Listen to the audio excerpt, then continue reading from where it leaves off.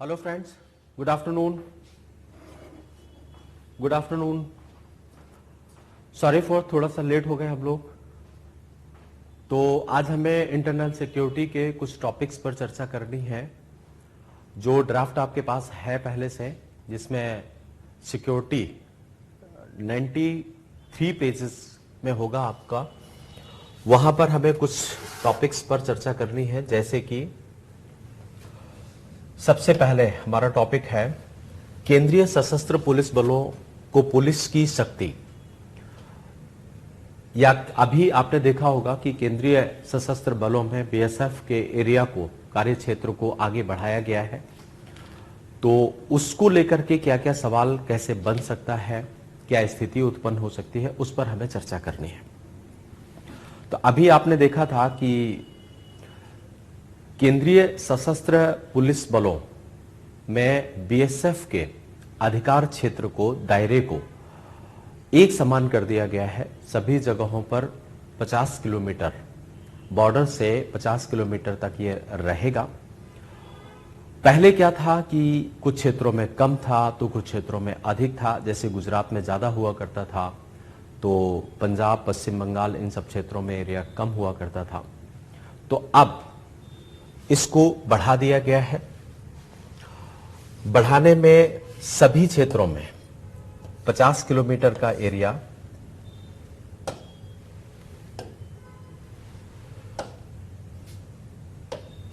$50 kilometres BSF के अधिकार क्षेत्र को निर्धारित किया गया है। इससे क्या क्या समस्याएं उत्पन्न होंगी और कैसी कैसी स्थितियां आएंगी, इनको ध्यान में रखना है। अधिकार क्षेत्र को बढ़ाने से कई तरीके के मुद्दे उत्पन्न हुए हैं। एक तो सेंटर स्टेट रिलेशन के तहत आप परिसंघात्मक व्यवस्था में जो प्रांत हैं, संबद्ध प्रांत हैं, जिनका दायरा बड़ा है, वहां पर ऑब्जेक्शन आया है कि ये परिसंघात्मक प्रणाली का उल्लंघन होगा। दूसरा, हमें राष्ट्रीय सुरक्षा को भी ध्यान में रखना है। तो राष्ट्रीय सुरक्षा के स्थिति में क्या क्या स्थिति आती हैं, उनको लेकर के हमें देखना है। अब अगर 50 किलोमीटर के दायरे को बढ़ाया गया है तो उससे क्या होगा? 50 किलोमीटर हो जाने से अब बीएसएफ को सीमा से 50 किलोमीटर अंदर तक पुलिस कानूनों को अपने हाथ में लेने का अधिकार प्राप्त हो जाएगा, जिससे दंड प्रक्रिया संहिता और इन सब जो पुलिस के या सिक्योरिटी से रिलेटेड मामले हैं, उनको बढ़ा दिया जाएगा। गुजरात में जैसे आप देखिए कि 80 किलोमीटर का दायरा होता था, तो गुजरात में ये क्षेत्र कम हो जाएगा। वहां पर 50 किलोमीटर का एरिया हो गया है। वहीं पर अगर हम ये देखें कि 50 किलोमीटर बीएसएफ के दायरे को बढ़ा देने से क्या क्या स्थितियां उत्पन्न होंगी, तो एक तो मौजूदा प्रावधानों के तहत मणिपुर, मिजोरम, त्रिपुरा, नागालैंड और मेघालय, यहां पर बीएसएफ, क्योंकि ये नॉर्थ ईस्ट का क्षेत्र है, असम राइफल्स सक्रिय होता है, तो वहां पर 50 किलोमीटर इसका निर्धारण पहले से हुआ करता था। पश्चिम बंगाल, पंजाब और असम में इसे केवल 15 किलोमीटर तक रखा गया था। अब इससे क्या हुआ कि इस दायरे को बढ़ा दिया गया। गुजरात में जो कि पहले 80 किलोमीटर का दायरा हुआ करता था, 80 किलोमीटर का क्षेत्र था, उसको भी बढ़ा करके अब 50 किलोमीटर कर दिया गया है। यह अधिसूचना दंड प्रक्रिया संहिता, पासपोर्ट अधिनियम, 1920 का पासपोर्ट अधिनियम, 1967 सहित अधिनियमों के, इन पर तलाशी और जब्ती करने का अधिकार पुलिस को प्राप्त हो जाएगा। तो जो पुलिस का दायरा या बीएसएफ का दायरा बढ़ेगा वो ये है, बीएसएफ को दंड प्रक्रिया संहिता, सीआरपीसी, पासपोर्ट अधिनियम 1920, पासपोर्ट अधिनियम 1967 सहित विभिन्न अधिनियमों के तहत आने वाले अपराध उसके दायरे में आने लगेंगे, जिससे पुलिस अब बीएसएफ वहां पर तलाशी, जब्ती, गिरफ्तारी, इन सब का अधिकार प्राप्त हो जाएगा। लेकिन यह एक बात और ध्यान रखना है कि बीएसएफ को अपराधों की जांच करने की शक्ति नहीं है। अभी भी संदिग्धों और आरोपी व्यक्तियों को स्थानीय प्राधिकारियों के सुपुर्द किया जाएगा, अर्थात पुलिस के सुपुर्द वहां पर किया जाएगा। आपके नोट्स में यह बात बताई गई है कि कौन कौन से सीआरपीएफ हैं। सीमा बल जो बॉर्डर सिक्योरिटी फोर्सेस हैं, उनमें से असम राइफल्स है जो नॉर्थ ईस्ट में म्यांमार बॉर्डर को प्रोटेक्ट करता है। बीएसएफ है जो पश्चिम बंगाल और पाकिस्तान बॉर्डर को सिक्योर करता है।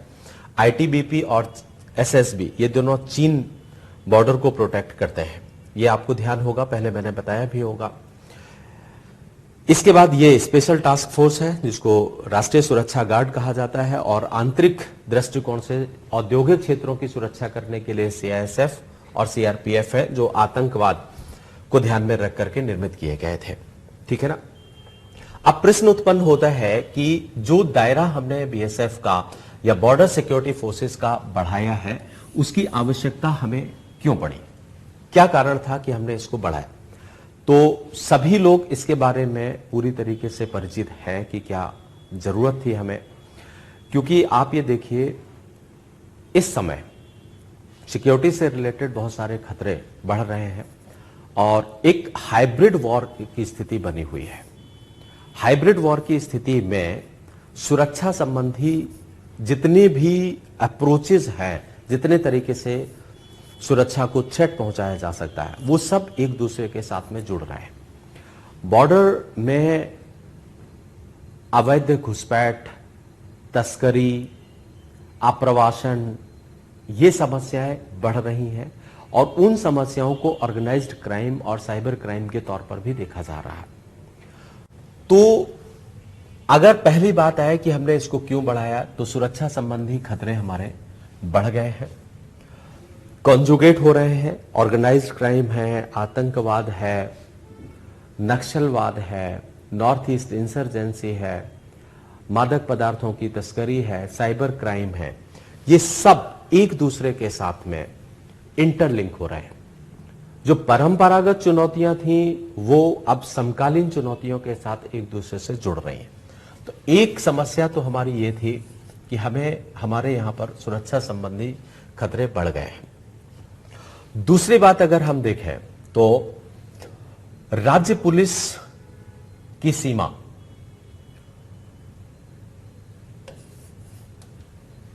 ये अंतर्राष्ट्रीय आयामों के दृष्टिकोण से बहुत महत्वपूर्ण होती है। अंतर्राष्ट्रीय आयामों के चलते राज्य पुलिस बल की भूमिका सीमित हो जाती है, क्योंकि अंतर्राष्ट्रीय मामलों में संघ को और सिक्योरिटी फोर्सेस को ज्यादा अधिकार होता है। बहुत सारे ऐसे मुद्दे होते हैं जहां पर अंतर्राष्ट्रीय जब मामला आ जाता है तो वहां पर स्टेट पुलिस सक्रिय नहीं हो पाती है। इंटर स्टेट डिस्प्यूट के कारण से भी स्टेट पुलिस सक्रिय नहीं हो पाती है। तो इस कारण से बीएसएफ के दायरे को बढ़ाना जरूरी था। तीसरी बात आती है सीमावर्ती क्षेत्रों में पुलिसिंग का मामला। सीमावर्ती क्षेत्रों में पुलिसिंग जैसे गुजरात, राजस्थान, इन सब जगहों पर हमें पुलिसिंग को और ज्यादा बढ़ाना है। बढ़ाने का कारण क्या है, क्योंकि इन क्षेत्रों में अवैध रूप से मादक पदार्थों की तस्करी और आर्टिफिशियल इंटेलिजेंस का प्रयोग किया जा रहा है। ये स्थिति है। अंतरराष्ट्रीय अपराधियों का पीछा करने और उन्हें पकड़ने में अगर बीएसएफ को पावर को बढ़ा दिया जाता है या बॉर्डर सिक्योरिटी फोर्सेस को, तो उनको पकड़ने में आसान होगा। होता क्या था कि जैसे पंजाब प्रांत में 15 किलोमीटर का दायरा है, तो वो 15 किलोमीटर के दायरे तक बीएसएफ सक्रिय था। इसके आगे जब वो 15 किलोमीटर से अंदर आ जाते थे तो बीएसएफ का अधिकार क्षेत्र नहीं रह पाता था और पुलिस के पास उतने संसाधन नहीं होते थे, उतनी सशक्तता नहीं होती थी, जिससे वो कई बार जो घुसपैठिया है या आतंकवादी है वो देश के आंतरिक क्षेत्रों में घुस जाता था। उसको अंतरराष्ट्रीय का बीएसएफ या राष्ट्रीय सुरक्षा के दृष्टिकोण से देखने में सफलता नहीं प्राप्त हो पाती थी। तो ये एक समस्या थी। बीएसएफ की प्रभावशीलता को बढ़ाना यह भी एक आवश्यक स्थिति थी, ताकि अंतरराष्ट्रीय अपराधियों का पीछा करने और उन्हें पकड़ने में हम ठीक ढंग से काम कर सकें। यह भी स्थिति बनी हुई थी। अन्य और भी कारण आपको बताए गए हैं, जैसे जनसंख्या संरचना, अपराध के पैटर्न जैसी स्थितियों में परिवर्तन आ रहा है। जैसे मैंने आपको बताया कि अपराध एकीकृत हो रहे हैं, इंटीग्रेटेड हो रहे हैं, तो वो भी समस्या एक बहुत बड़ी समस्या बनी हुई थी। भू क्षेत्र है, जनसंख्या संरचना है, ये सब मांग कर रहे थे कि हमें बीएसएफ के दायरे को या बॉर्डर सिक्योरिटी फोर्सेस के दायरे को बढ़ाया जाए।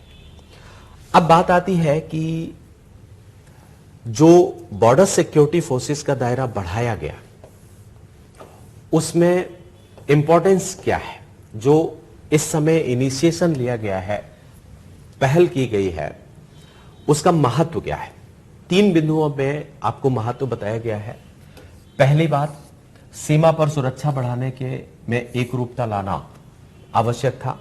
सीमागत क्षेत्रों में इंटीग्रेशन लाने के लिए यह जरूरी था कि बीएसएफ के दायरे को बढ़ाया जाए। दूसरी बात, अधिकार क्षेत्र बढ़ाने से बीएसएफ की प्रभावशीलता बढ़ेगी, बीएसएफ को अपने विभिन्न प्रकार के उत्तरदायित्वों को पूरा करने में सहयोग प्राप्त होगा। तीसरी बात, जम्मू कश्मीर और पंजाब में आजकल, जैसे आपने कुछ दिनों पहले देखा था, तरन तारण में ड्रोन हमला किया गया था, तो ड्रोन हमलों और नशीली सामग्रियों को ड्रोन के माध्यम से गिराया जाता है, वहां पर हमें राहत मिलेगी और उनको हम रोक सकेंगे। तो इस कारण से बीएसएफ के दायरे को व्यापक किया गया। ठीक, इनको हमने देख लिया, क्यों आवश्यकता पड़ी, इनके कुछ पॉइंट्स हमने देख लिए। अब बात आती है कि सीमावर्ती राज्यों का महत्व इन दिनों कैसे बढ़ रहा है। स्वाभाविक सी बात है कि इन्फिल्ट्रेशन अगर बढ़ता है तो सीमावर्ती राज्यों का इंपॉर्टेंस बढ़ जाता है। 3 दृष्टिकोणों से इस महत्व को आप बता सकते हैं। आंतरिक सुरक्षा, क्योंकि जो सीमावर्ती क्षेत्र है वहां पर रहने वाले लोग भारत की रक्षा प्रणाली के प्रथम पंक्ति में आते हैं, फर्स्ट लाइन ऑफ डिफेंस उनको कहा भी जाता है, और ये राष्ट्रीय सुरक्षा के लिए महत्वपूर्ण होते हैं। तो ऐसी स्थिति में वहां पर इंफ्रास्ट्रक्चर को डेवलप करना, वहां पर इंटेलिजेंस को विकसित करना, वहां सीमा बलों को विकसित करना, ये सब आवश्यक हो जाता है। क्योंकि जब भी आपके ऊपर किसी भी प्रकार का कोई आक्रमण होता है, चाहे वो आक्रमण आपके डिफेंस से रिलेटेड हो, अर्थव्यवस्था से रिलेटेड हो, या विचारधारात्मक आक्रमण हो, वो पड़ोसी देशों से ही होता है। विशेषकर हमारे देश में पाकिस्तान और बांग्लादेश की तरफ से वैचारिक दृष्टिकोण से भी ये प्रयास किए गए। तो सीमावर्ती राज्यों का इंपॉर्टेंस आज और ज्यादा बढ़ रहा है जब सुरक्षा में थ्रेट उत्पन्न होते हैं। विदेश नीति में भी सीमावर्ती राज्यों की भूमिका बढ़ रही है। सीमा पर सहयोग बढ़ाने से वहां के लोगों को अगर हम और ज्यादा फैसिलिटेट करते हैं तो अप्रत्यक्ष रूप से जो एक ये बात आती है कि कुछ लोग पाकिस्तान की तरफ अपना रुख रखते हैं, या अरुणाचल प्रदेश की तरफ आपने देखा होगा कि वहां पर कुछ लोग चीन की तरफ अपना रुख रखते हैं, उसको रोकने में हमें कामयाबी होगी और हम विश्व समुदाय के समक्ष ये रख पाएंगे, अपनी बात को रख पाएंगे कि किस तरीके से भारतीय उन्मुख हैं और भारत को पसंद करते हैं। इस दृष्टिकोण से भी ये महत्वपूर्ण है। प्लस अगर हम सीमावर्ती क्षेत्रों में अपने आप को सशक्त कर लेते हैं, सुरक्षित कर लेते हैं, तो वैश्वीकरण और बढ़ते हुए अंतर्राष्ट्रीय सहयोग के इस युग में ये सीमावर्ती क्षेत्र सामाजिक और आर्थिक दृष्टिकोण को प्रोत्साहित करने के लिए भी मदद करेंगे। उप क्षेत्रीय एकीकरण होगा। जैसे आप विशेषकर नॉर्थ ईस्ट में आप देखते होंगे तो यहां पर छोटे छोटे भूभाग हैं, ट्राइबल जोन्स हैं, जो आपस में कॉन्फ्लिक्ट करते हैं, और उस कॉन्फ्लिक्ट का एक बड़ा कारण यह होता है कि वहां पर विकास की कमी है और या एकीकृत सुरक्षा प्रणाली नहीं है, पुलिसिंग एक जैसी नहीं हो पा रही है। तो वो कारण भी एक बहुत मायने रखता है। जिस कारण से हमने बीएसएफ के दायरे को बढ़ाया। अब बीएसएफ के दायरे को बढ़ाने से चैलेंजेस क्या क्या उत्पन्न हो रहे हैं। सबसे पहली बात, संघवाद को चुनौती मिलेगी। बहुत सारे प्रांतों का ये मानना है, विशेषकर पश्चिम बंगाल और पंजाब ने इसका विरोध किया है। विरोध करने का आधार ये बताया गया कि इससे देश की परिसंघात्मक प्रणाली में समस्या उत्पन्न होगी, कन्फेडरेशन मजबूत नहीं रह जाएगा, जो भारत की पहचान है। तो एक चुनौती तो यहां पर यह है। राज्यों का यह कहना है कि लॉ एंड ऑर्डर, कानून व्यवस्था को बनाए रखना राज्य सूची का विषय है। 7वीं अनुसूची की 3री सूची में यह प्रावधान किया गया है। तो बीएसएफ का दायरे को बढ़ाने से राज्य सूची का उल्लंघन माना जाएगा। एक तर्क यहां पर यह दिया जाता है। दूसरा तर्क यहां पर यह दिया जाता है इनके द्वारा कि स्थानीय लोगों के प्रति जवाबदेहिता और संवेदनशीलता का अभाव रहेगा। जो प्रांत हैं, क्योंकि जो वहां की नजदीकी सरकार होगी वो प्रांतीय सरकार होगी, तो उनका कहना है कि प्रांतीय पुलिस स्थानीय लोगों के प्रति ज्यादा जवाबदेह होती है, जबकि राष्ट्रीय गृह मंत्रालय के स्तर पर राष्ट्रीय जवाबदेहिता में उतनी अच्छी स्थिति पैदा नहीं हो पाएगी। तो एक तर्क यह दिया जा रहा है जो चुनौती बना हुआ है। तीसरी बात है सीमावर्ती क्षेत्रों में बदलते हालात। 50 वर्षों में सीमावर्ती क्षेत्रों में पुलिस की मौजूदगी के साथ जनसंख्या घनत्व में भी वृद्धि हुई है। ये तो जनसंख्या घनत्व की वृद्धि हुई है, इसलिए जब तक पुलिस के साथ नजदीकी समन्वय नहीं रहेगा, मान लीजिए सिक्योरिटी फोर्सेस या बॉर्डर सिक्योरिटी फोर्सेस को हम उसके दायरे को और उसके अधिकार क्षेत्र को बढ़ा भी देते हैं, लेकिन अगर हम लोगों के हितों को पोषित करना चाहते हैं, लोगों के अंदर लोकतंत्र के प्रति विश्वास जागृत करना चाहते हैं, लोगों के अंदर इस कॉन्फिडेंस को डेवलप करना है कि आपके प्रति अन्याय नहीं होगा, तो केंद्रीय सशस्त्र बलों को वहां के क्षेत्रीय पुलिस के साथ में, प्रांतीय पुलिस के साथ में कोऑर्डिनेशन बनाना होगा। और ये कोऑर्डिनेशन बनाना भारतीय परिप्रेक्ष्य में काफी जटिल हो जाता है, क्योंकि दलगत व्यवस्था हमारे यहां पर बहुत ज्यादा प्रभावी है। और कई बार ऐसा होता है कि केंद्र में किसी भिन्न दल की सरकार है तो प्रांत में किसी भिन्न दल की सरकार है, तो उससे समस्या उत्पन्न हो जाती है। अब बात आती है कि अगर अधिकार क्षेत्र बढ़ाते हैं तो बीएसएफ का मुख्य कार्य पर प्रतिकूल प्रभाव पड़ेगा, क्योंकि बीएसएफ का वास्तविक कार्य है सीमा सुरक्षा, बॉर्डर सिक्योरिटी। बॉर्डर सिक्योरिटी पर नकारात्मक प्रभाव पड़ेगा, क्योंकि वो अब बॉर्डर सिक्योरिटी के स्थान पर आंतरिक क्षेत्रों पर भी आपको डिसेंट्रलाइज कर दिया जाएगा बीएसएफ को। तो इसका तरीका या तो फिर बीएसएफ की जनसंख्या बल को या बीएसएफ के जनबल को बढ़ाया जाए। जब दायरा बढ़ाया जाएगा तो बीएसएफ के जनबल को भी बढ़ाने की आवश्यकता पड़ेगी। अगर बीएसएफ का जनबल उतना ही रहता है और अधिकार क्षेत्र को बढ़ा दिया जाता है, तो वहां पर कई बार ऐसा होगा कि बीएसएफ के ट्रूप्स को डिसेंट्रलाइज करने की जरूरत पड़ेगी। तो ये एक चैलेंज हमारे सामने आएगा। इसके बाद पुलिस, राज्य पुलिस के साथ समन्वय का अभाव इसकी खराब स्थितियों को पैदा कर सकता है। ह्यूमन राइट वायलेशंस का एक प्रॉब्लम हमेशा रहा है और सशस्त्र बलों के ऊपर मानवाधिकार के उल्लंघन के आरोप लगते रहे हैं। तो ऐसी स्थिति में जब मानवाधिकारों का उल्लंघन होगा तो पुलिस अपने हाथ, वहां का जो स्टेट पुलिस होगा वो अपने हाथ को खड़ा कर देगा। तो यहां आपको देखना है, इस पूरे कंटेंट्स को मैंने आपको बताया। अब इस कंटेंट्स को ध्यान में रख करके अगर आप आंसर्स को फॉर्मेट करते हैं कि कैसे हमारा आंसर जाएगा, उत्तर प्रारूप क्या रहेगा, बीएसएफ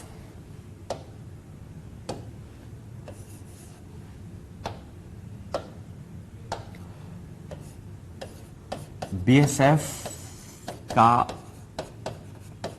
दायरा विस्तार, जो भी प्रश्न बनेगा उसको आप इस तरीके से फॉर्मेट करेंगे। सबसे पहले बीएसएफ के अधिकार क्षेत्र में वृद्धि, क्षेत्र में वृद्धि, कलर में ये ले लेता हूं। इसके बाद बीएसएफ के अधिकार क्षेत्र में वृद्धि के प्रभाव,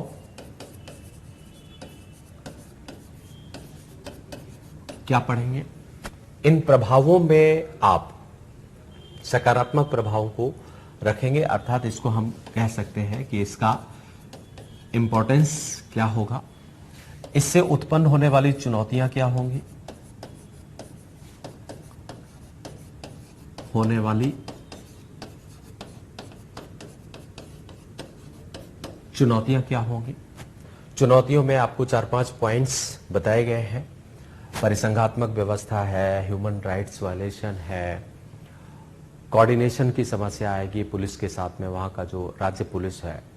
बीएसएफ के अधिकार क्षेत्र में जब वृद्धि होगी तो दायित्व निर्वहन की समस्या उत्पन्न होगी। इन चुनौतियों को लिखा जाएगा और इन चुनौतियों के बाद आप कुछ सुझाव भी दे देंगे। सुझाव में सबसे पहली बात कि कानून व्यवस्था को लेकर के जो हमारे देश की सबसे बड़ी प्रॉब्लम है, और वो प्रॉब्लम इसलिए है क्योंकि अधिकतर प्रांतीय जो परिधीय क्षेत्र है, परिधीय प्रांत है, वहां पर क्षेत्रीय दलों का प्रभाव ज्यादा रहा है। तो यहां पर कोऑर्डिनेशन बनाना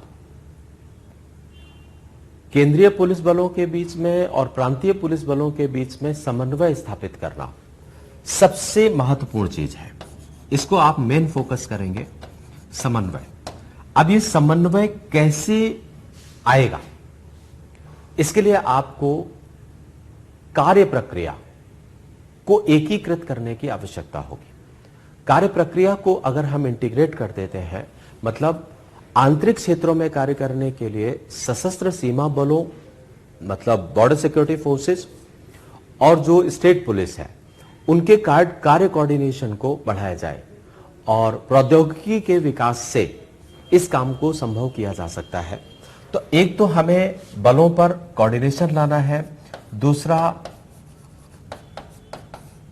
प्रौद्योगिकी, जैसे कि आप नेट ग्रिड है, नेट ग्रिड के माध्यम से भी एक दूसरे को अगर जोड़ दिया जाएगा तो ये काम बहुत आसानी से हो सकता है। यहां पर एक ऐसे इंफ्रास्ट्रक्चर को भी डेवलप किया जा सकता है, जैसे अंतरराज्य परिषद है। अंतरराज्यीय परिषदों के अधिकार क्षेत्र को बढ़ा करके भी हम यहां पर काम कर सकते हैं। तो ये एक टॉपिक है जो आपको ध्यान में रखना है। दूसरा टॉपिक है हमारा डाटा प्रोटेक्शंस को लेकर के।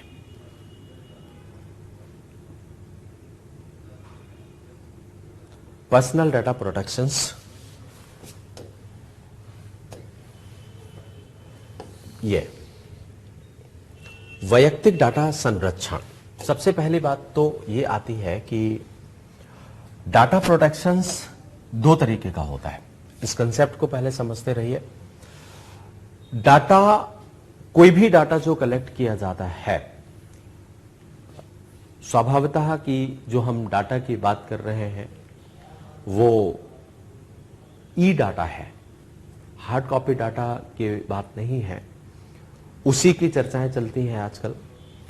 तो डाटा दो तरीके का होता है, एक वैयक्तिक डाटा जो आपके आइडेंटिफिकेशन को बढ़ाता है, और एक अवैयक्तिक डाटा जो एक सामूहिक स्थिति को जनरेट करता है।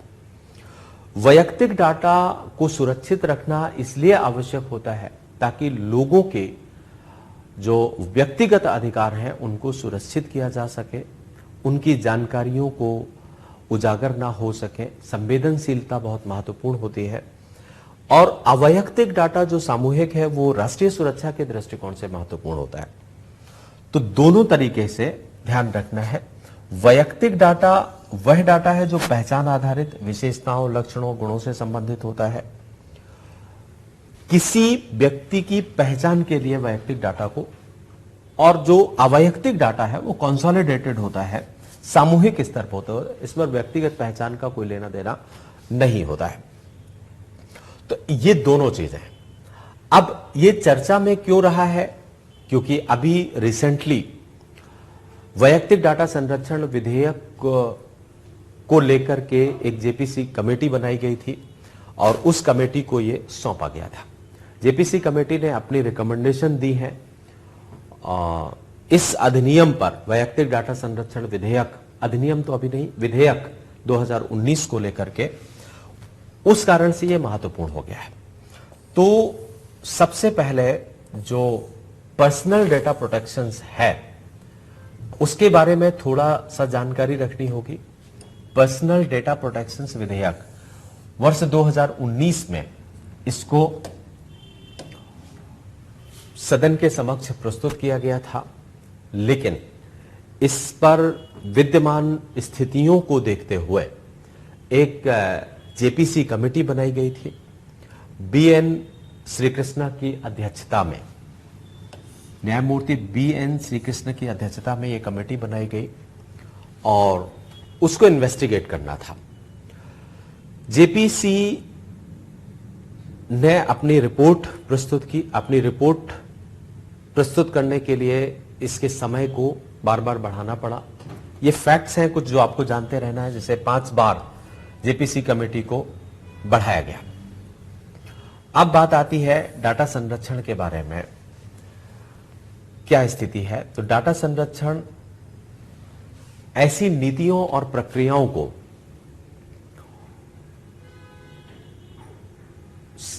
इंडिकेट करता है जो किसी व्यक्ति की राइट टू प्राइवेसी के बारे में होता है, किसी व्यक्ति की निजता के अधिकार के बारे में यह प्रावधान करता है। उनको प्रोटेक्ट करने के लिए डाटा प्रोटेक्शंस की आवश्यकता पड़ती है। किसी व्यक्ति की निजता में घुसपैठ को कम करने के लिए ये पर्सनल डाटा में हम इस क्षेत्र को ध्यान रखते हैं। अब बात आती है कि वैयक्तिक डाटा को बनाए रखने के लिए हमें आवश्यकता क्यों पड़ती है और क्या क्या चुनौतियां होती हैं। वैयक्तिक डाटा के प्रोटेक्शंस के लिए क्या हमारे पास कोई प्रोविजंस अभी विद्यमान हैं या नहीं है, इनके बारे में थोड़ी सी जानकारी लेने की आवश्यकता आपको है। तो एक तो आपने जान लिया कि कंटेंट ये है हमारे पास, पीडीपी विधेयक 2019 लाया गया था और इस विधेयक को लेकर के जेपीसी का गठन किया गया था। जेपीसी ने अपनी रिपोर्ट को प्रस्तुत किया है। जो पीडीपी है या पर्सनल डेटा प्रोटेक्शंस एक्ट है, उसमें नीतियों और प्रक्रियाओं को संदर्भित किया गया है जो किसी भी व्यक्ति की निजता के अधिकार को सुरक्षित करने का प्रोविजन करते हैं, ताकि किसी भी व्यक्ति की निजता के अधिकार को या उसके अधिकार में घुसपैठ ना किया जा सके। पीडीपी आश्वस्त करता है कि डाटा का गलत इस्तेमाल नहीं किया जाना चाहिए। साथ ही इसके इस्तेमाल केवल अधिकृत उद्देश्यों के लिए होना चाहिए। कई बार ऐसे ऑब्जेक्शन होते रहे हैं, जैसे आप यूएआईडी के केस में आपने देखा था, जब राइट टू प्राइवेसी का बिल आया था तो वहां पर भी इसीलिए था कि यूएआईडी के द्वारा डाटा का गलत प्रयोग किया जा सकता है, उसको एक्सपेंड किया जा सकता है। तो सबसे महत्वपूर्ण स्थिति यही रही है और ये चर्चाएं 2018 से ही चलती रही हैं। 2017 में इनफैक्ट कानून अब आया तो उसके बाद से ही जब सुप्रीम कोर्ट ने अपना डिसीजन दिया तब से ही डाटा प्रोटेक्शंस को लेकर के समस्याएं रही हैं। अब प्रश्न आता है कि हमें डाटा प्रोटेक्शंस की आवश्यकता क्यों पड़ी। तो इसका जवाब आपको पहले ही मिल चुका है जब सुप्रीम कोर्ट ने अपना डिसीजन दिया था कि निजता के अधिकार को लेकर के। तो यहां कुछ पॉइंट्स बताए गए हैं कि हमें डाटा प्रोटेक्शंस की आवश्यकता क्यों पड़ती है।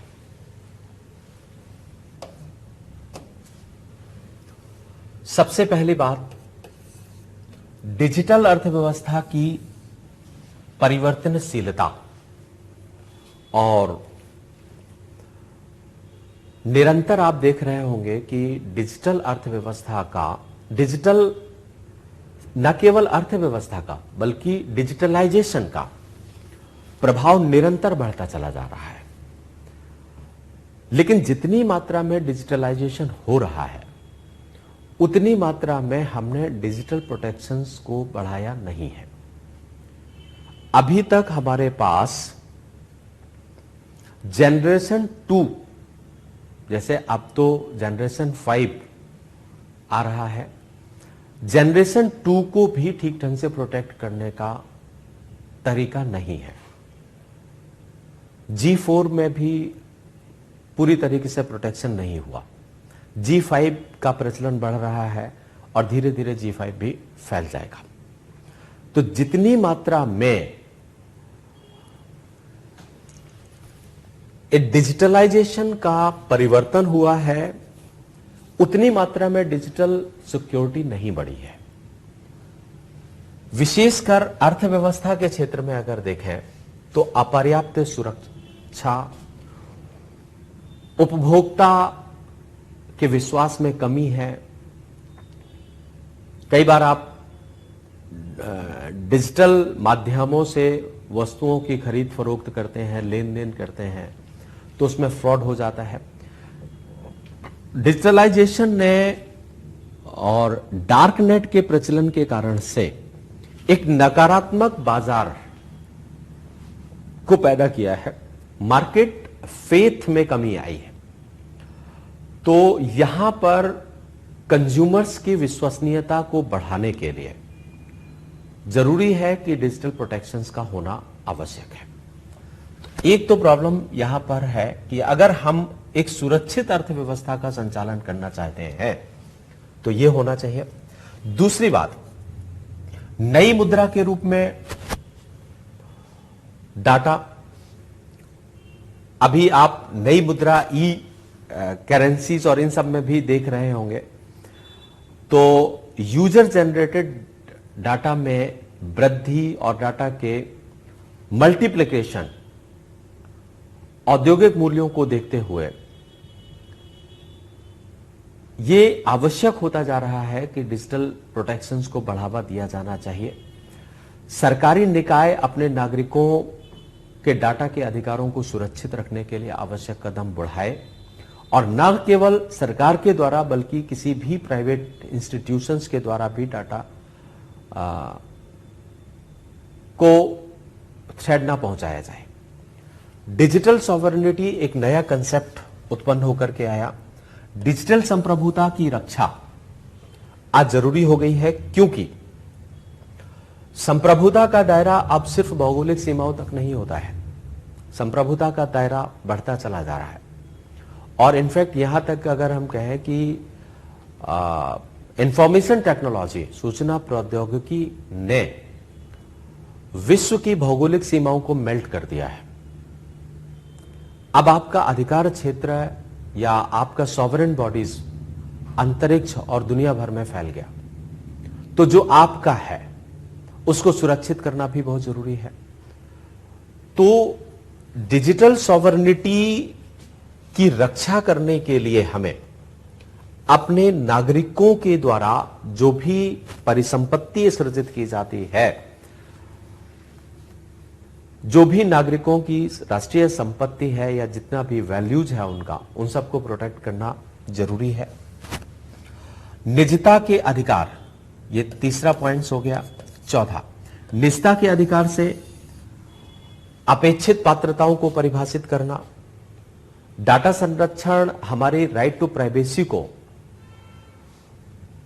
प्रोटेक्ट करेगा और राइट टू प्राइवेसी से संबंधित जितने भी अधिकार होंगे उनको सुरक्षित करने का काम करेगा।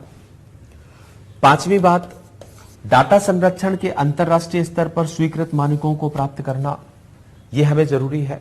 अभी आप ये देखिए कि हमारा इंफॉर्मेशन टेक्नोलॉजी प्रोटेक्शंस बहुत अच्छा नहीं है।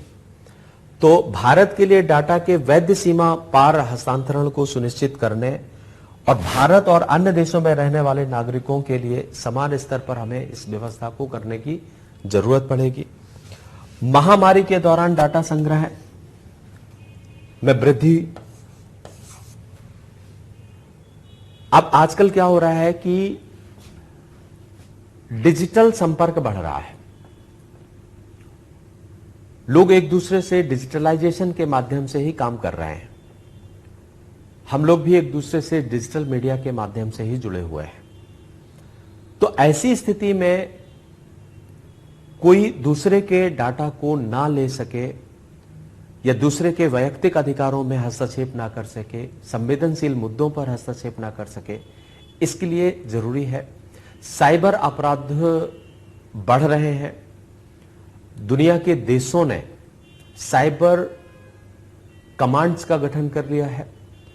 अब जो युद्ध होगा भविष्य में या जो चल रहा है, भारत उसका शिकार भी है, वो साइबर वॉर है। तो साइबर क्षेत्र में बढ़ रही अपराधों की स्थिति, अब आपका जो पैसा घर में रखा हुआ है, जो संपत्ति आपकी भौतिक रूप में है, कई बार आपके मन में ऐसा आता होगा कि यही सुरक्षित है, कहीं किसी ने आपके बैंक अकाउंट्स को थ्रेट कर दिया तो आपको बहुत बड़ा नुकसान हो सकता। तो इसके लिए जरूरी हो जाता है कि आपके ऊपर कोई नुकसान ना हो सके, ये चीजें भी ध्यान रखनी है। तो इन सब कारणों को देखते हुए डाटा प्रोटेक्शन की आवश्यकता होती है। अब डाटा प्रोटेक्शन की आवश्यकता है तो भारत में डाटा प्रोटेक्शन की स्थिति क्या है, इसको भी देख लेना है। भारत में डाटा संरक्षण के लिए क्या कोई कानून है, क्या कोई निर्देश है? तो अभी तक कुछ ही चीजें हैं हमारे पास। एक तो डाटा प्रोटेक्शन को प्रमोट करता है राइट टू प्राइवेसी, जो इंडियन कॉन्स्टिट्यूशन आर्टिकल 19, आर्टिकल 21। वैसे तो सुप्रीम कोर्ट ने यह कहा था कि भारतीय संविधान के भाग 3 में उल्लिखित सभी मुद्दों पर डाटा सुरक्षा का प्रावधान है, या लोगों के निजता के अधिकार का प्रावधान, सभी फंडामेंटल। लेकिन विशेषकर चर्चाएं जो हुई वो अनुच्छेद 21 के आधार पर हुई है कि अनुच्छेद 21 निजता के अधिकार को मूल अधिकार के रूप में मान्यता प्रदान करता है। एक बात यहां पर संवैधानिक दृष्टि से ध्यान रखना है आपको, न केवल अनुच्छेद 21 बल्कि अनुच्छेद 19 और भाग 3 के सभी अधिकार आपके निजता के अधिकार को एक मूल अधिकार के रूप में मान्यता प्रदान करते हैं, ऐसा सुप्रीम कोर्ट ने कहा था। तो अभी तक कानूनी रॉप पर यह तो कहा गया है कि राइट टू प्राइवेसी व्यक्ति का एक फंडामेंटल राइट है, लेकिन उस प्राइवेसी को अगर बनाए रखना है, क्योंकि प्राइवेसी पर अब भौतिक रूप में हस्तक्षेप नहीं हो रहा है। अब यह नहीं है कि कोई आपके दरवाजे में आकर के खड़ा होकर के आपके प्राइवेसी को भंग कर रहा है, ऐसा नहीं है। आपके घर के अंदर पहले से वो बैठा हुआ है, वाईफाई के माध्यम से, आपके इंटरनेट कंप्यूटर के माध्यम से, आपके मोबाइल फोन के माध्यम से वो पहले ही आपके घर में आपकी गतिविधियों पर नजर रखे हुआ है कि आप किस तरीके की एक्टिविटीज कर रहे हैं। तो अब सिर्फ ताक झांक करना या ठक ठक करने से निजता के अधिकार का प्रोटेक्शन नहीं है। तो एक तो ये अधिकार देता है, लेकिन इसके बारे में हमारे पास अभी कोई भी इंफ्रास्ट्रक्चर नहीं है। दूसरी बात है, दूसरा प्रोविजन है आईटी एक्ट 2000 की धारा 43। उसमें प्रावधान, धारा 43 के साथ आईटी एक्ट की और भी धाराएं हैं जो आपको यह अधिकार देती हैं कि आपके कंप्यूटर को अगर कोई छेड़छाड़ करता है, आपको नुकसान पहुंचाता है, तो यह एक अपराध माना जाएगा। लेकिन धारा 43 उपयोगकर्ता के डाटा को दुरुपयोग से संरक्षण प्रदान करती है। धारा 43A है, 68 है, 69 है, ये सब आपको ये अधिकार प्रदान करती हैं।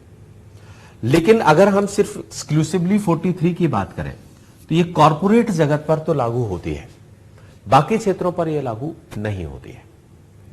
तो अभी इसके दायरे को और ज्यादा बढ़ाने की आवश्यकता है। उपभोक्ता संरक्षण अधिनियम, कॉपीराइट अधिनियम और बहुत सारे ऐसे अधिनियम हैं जो वैयक्तिक जानकारी को संरक्षण प्रदान करते हैं, लेकिन क्या इन्हें व्यवहारिकता प्राप्त हो सकी है? तो आप कह सकते हैं बहुत कम उपाय हैं हमारे पास अभी जो कि हमारे डाटा को प्रोटेक्ट करते हैं। एक तो अनुच्छेद 21, एक आईटी एक्ट 2000 और 2008 जिसमें और ज्यादा संशोधन करने की आवश्यकता है, जैसे कि धारा 43A को भी व्यापक करने की आवश्यकता है। यही मैंने सुझाव आपको बता दिए।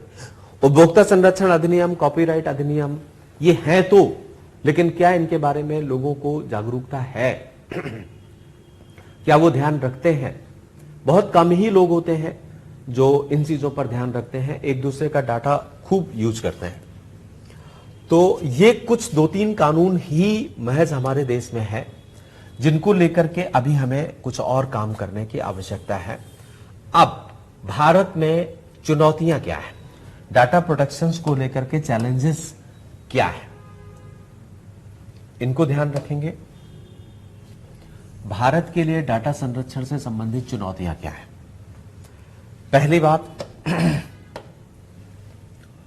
भारत में डाटा और निजता के संरक्षण से संबंधित कोई व्यापक कानून नहीं है।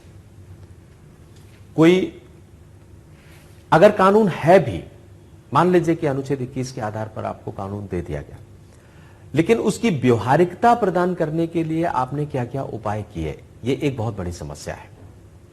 एक तो कानून ही प्रॉपर नहीं है, किसी तरीके के व्यापक कानूनों को नहीं बढ़ावा दिया गया है।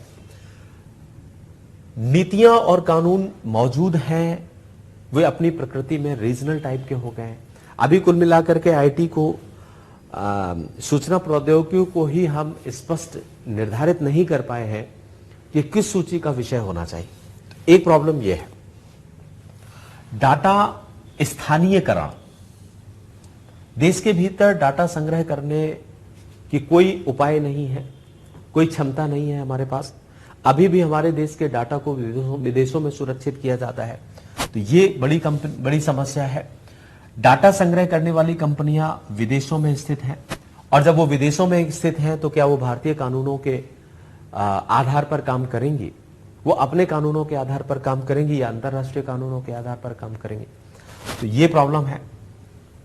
तीसरी बात, फर्स्ट पॉइंट, सेकंड, थर्ड, कई निजी क्षेत्र कंपनियां डाटा डायनेमिक्स में शामिल नहीं है, जिससे एक समान डाटा संरक्षण ढांचे को लागू करने में भी जटिलताएं उत्पन्न होती हैं। चौथी बात, प्रौद्योगिकी संचालित विश्व में डाटा की सत्यता और मात्रा के कारण लाखों करोड़ों संभवतः डाटा, अरबों डाटा, ये सेंटेंस देख लीजिए आप, इनको संभालना एक बहुत जटिल प्रक्रिया है। इतना कंटेंट है, सोशल मीडिया, दुनिया भर का कंटेंट इतना पड़ा हुआ है, क्या इसको पूरी तरीके से सुरक्षित कर पाना एक टेक्नोलॉजी वर्ल्ड बन रहा है, जो बहुत मुश्किल, जटिल स्थिति है। इसके लिए बहुत संवेदनशील तकनीकी का निर्माण होना चाहिए, तभी हो पाएगा। तो कुल मिलाकर के आप 4-5 पॉइंट्स में चैलेंजेस को बता देंगे। भारत में डाटा और निजता के संरक्षण पर व्यापक कानून की कमी है, एक बात। डाटा स्थानीयकरण की प्रॉब्लम है, मतलब हमारे देश में डाटा को प्रोटेक्ट करने के लिए कोई व्यवस्थाएं नहीं है, कोई एजेंसी काम नहीं कर रही है। जो भी कंपनियां डाटा प्रोटेक्ट करती हैं, जो भी कंपनियां स्टोरेजेस देती हैं आपको, जैसे आपको गूगल स्टोरेज दे देता है, तो वो भी आपका नहीं है। तो ये एक बहुत बड़ी समस्या है। बाहरी देशों में ये कंपनियां हैं जो आपके कानूनों को मानने के लिए बाध्य नहीं है। और डाटा को प्रोटेक्ट करना, क्योंकि डाटा का दायरा बहुत बड़ा है, अनगिनत डाटा उपलब्ध हो गया है। अब इसको कैसे प्रोटेक्ट किया जाए, ये एक अनगिनत डाटा के कारण से ही तो आप देखिए कि आजकल गूगल में आप कुछ भी बोलिए, कुछ भी लिखिए, टाइप करिए, कुछ ना कुछ जवाब आपको आ ही जाता है, क्योंकि वो सब डाटा है, अवेलेबल है। अब जवाब तो आ जाता है, उसको प्रोटेक्ट किया जाए, उसका कॉपीराइट कैसा हो, किसके पास हो, कौन उसके प्रति उत्तरदायी है, किसने लिख करके डाला है, ये समस्या है। सोशल मीडिया और इन सब के प्रचलन बढ़ जाने के बाद से कई बार एक वैचारिक ऐसे डाटा उत्पन्न हो जाते हैं जिनके प्रति कोई जिम्मेदार भी नहीं है। तो अगर वो वायलेंस को जनरेट करते हैं, हिंसा फैलाने में काम करते हैं, टूल किट की जैसी स्थितियां उत्पन्न करते हैं, कौन रिस्पॉन्सिबल होगा उनके प्रति? ये प्रावधान नहीं है। दूसरी बात है कि आप ऐसा भी नहीं है कि आप अपने आप को कहें कि हम साहब ये जो इंटरनेट वर्ल्ड है इससे अपने आप को अलग कर लेते हैं। ऐसा आप कर नहीं सकते, क्योंकि वैश्विक प्रतिस्पर्धा में अगर आपको रहना है तो इंटरनेट आज की एक आवश्यकता बन गई है। ठीक, अब बात हम थोड़ा सा ये ध्यान रखना है कि भारत में डेटा संरक्षण के लिए कौन कौन से सिद्धांत हैं, किन सिद्धांतों के आधार पर हम काम कर रहे हैं। 7 सिद्धांतों का निर्माण किया है और इन जो कानून हमने बनाया, personal data protection act, personal data protection bill 2019 जो लाया गया, वो इन 7 सिद्धांतों को आधार बना करके फॉर्मेट किया गया है। इन सिद्धांतों को बड़े बखूबी तौर से आपके नोट्स में दिया गया है। एक तो प्रौद्योगिकी स्वतंत्रता, कानून को प्रौद्योगिकी से स्वतंत्र होना चाहिए, अर्थात कानून को इतना लचीला होना चाहिए कि वो बदलती प्रौद्योगिकी और अनुपालन के मानकों में समाहित हो जाए। कानून इस तरीके से बनाया जाना चाहिए। वैसे तो हम ऐसे कानून बनाने में महारथी हैं कि हर समय और परिस्थिति पर हर प्रकार की प्रौद्योगिकी को प्रोटेक्ट करने में वो सक्षम हो। जैसे ही टेक्नोलॉजी का दायरा बढ़ता चला जाए, वो स्वतः ही कानून ऐसा हो कि वो उस प्रौद्योगिकी से होने वाले अपराधों को रोक सके। जैसे आप देखिए, अगर हम कोई कानून बनाते हैं और उसमें कुछ चीजें जो मानवीय मूल्य हैं, नैतिक मूल्य हैं, उनको आधार बना लेते हैं कि अगर कोई प्रौद्योगिकी का प्रयोग करके भी ऐसा अपराध करता है जो मानवीयता के विपरीत है, तो यह अपराध माना जाएगा। अब हर चीज के लिए अलग अलग अगर आप कानून बनाते हैं, जैसे साइबर हैकिंग के लिए अलग कानून बना दिया, साइबर वायरस अटैक के लिए अलग कानून बनाया, आर्टिफिशियल इंटेलिजेंस के लिए अलग कानून बनाया, तो बहुत मुश्किल हो जाएगा। क्योंकि प्रौद्योगिकी इतनी तेजी से बदल रही है कि आप विधि निर्माण का कार्य इतनी तेजी से नहीं कर पाएंगे। तो होना क्या चाहिए, आप ऐसे एक हॉलिस्टिक कानून को बनाएं और उस हॉलिस्टिक कानून में यह प्रावधान किया जाए कि अगर कोई भी चीज मानवीय, राष्ट्रीय सुरक्षा, आंतरिक सुरक्षा, इन सब के विपरीत आती है तो वो कानून का उल्लंघन माना जाएगा। तो एक प्रौद्योगिकी स्वतंत्रता के दायरे को हमने बहुत व्यापक रखा है। इसी से स्पष्ट होता है कि हम उस कानून में, जो कानून हम बनाएंगे डाटा प्रोटेक्शन के लिए, वो समग्र रूप से लागू किया जाना चाहिए। कानून को निजी और सरकारी दोनों क्षेत्रों और संस्थाओं के ऊपर लागू होना चाहिए। राज्य के विशिष्ट वैधानिक लक्ष्यों को पूरा करने के लिए, दायित्वों के अंतर को रेखांकित करने के लिए यह कानून का प्रावधान है। मतलब कानून अगर कोई प्राइवेट भी उल्लंघन करता है तो उसके ऊपर भी लागू हो।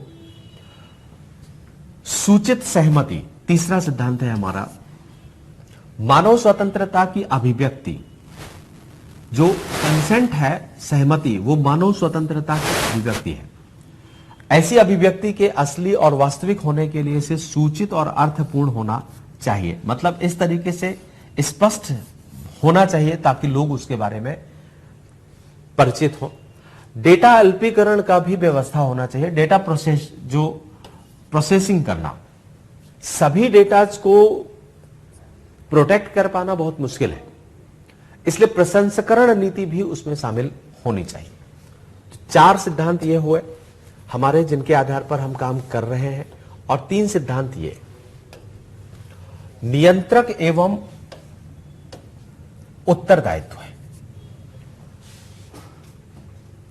डेटा नियंत्रण के लिए, जैसे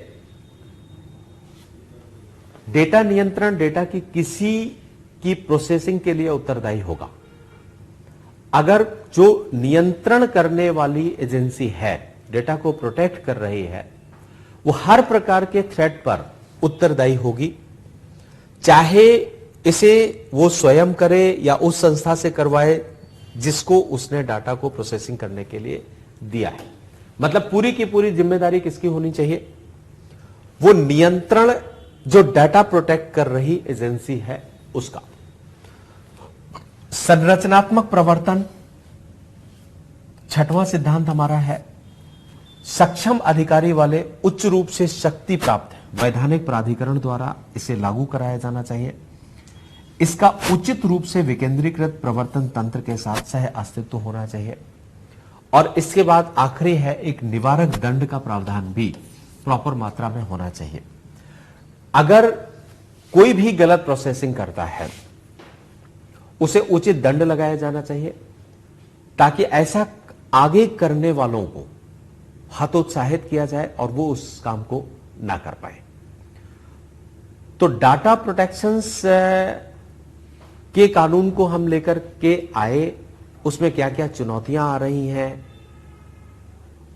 कानून के तहत हमने किन किन सिद्धांतों को अपनाया है जिनके आधार पर हम काम कर रहे हैं, ये हमने एक फॉर्मेट तैयार किया उसको लेकर के।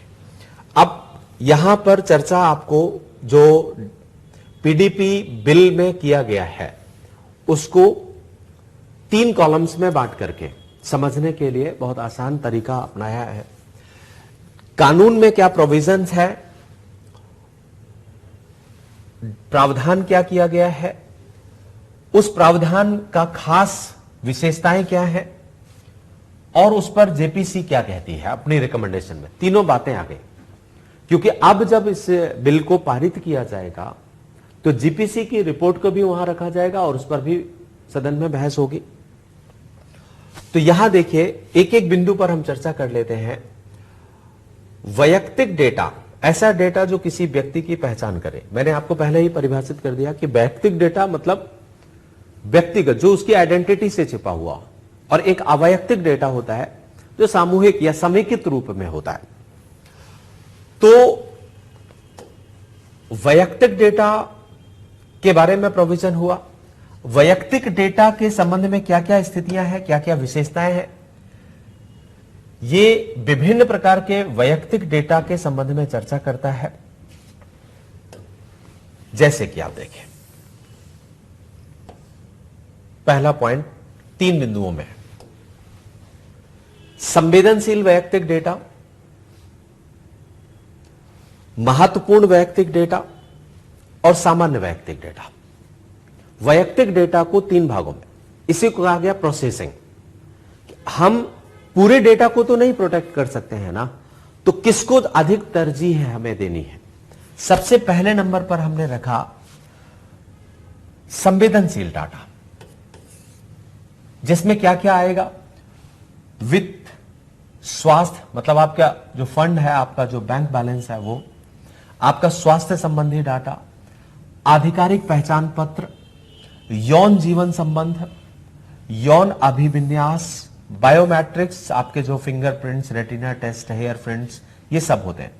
आपका अनुवांशिकी, आपकी ट्रांसजेंडर स्थिति, मध्य लैंगिक स्थिति, जाति या जनजाति, धार्मिक या राजनीतिक विश्वास और संबद्धता, ये सब संवेदनशील डाटा है जिनको लेकर के व्यक्ति आहत होता है अगर आप थ्रेट पहुंचाते। कई बार आपने देखा होगा कि इनको लेकर के बड़े बड़े मुद्दे बन जाते हैं, वायलेंस जनरेट हो जाता है, तो ये इनको हमने संवेदनशील उसमें रख लिया गया। फिर दूसरे नंबर पर कानून में महत्वपूर्ण वैयक्तिक डाटा, जैसे सुरक्षा से जुड़े हुए डाटा, सैन्य राष्ट्रीय सुरक्षा से संबंधित डाटा, सरकार इसे समय समय पर परिभाषित करती रहती है, उनको महत्वपूर्ण डाटा। तीसरे नंबर पर रखा हमने सामान्य वैयक्तिक डाटा, वे डाटा जो संवेदनशील और महत्वपूर्ण वैयक्तिक डाटा की श्रेणी में नहीं आते, उससे कॉमन बात है, उससे ना तो उस व्यक्ति के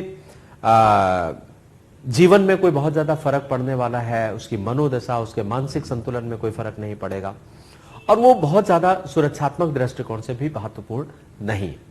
कुछ चीजें, जैसे आप सोशल मीडिया में लिख रहे हैं, कोई स्लोगन आपने लिख लिया है, या कोई ऐसा मैसेज आप दे रहे हैं जिसका पॉजिटिव इंपैक्ट तो है लेकिन उस पर नेगेटिव इंपैक्ट पड़ने वाला नहीं है, तो उसको आप उतना प्रोटेक्ट करने की जरूरत नहीं है।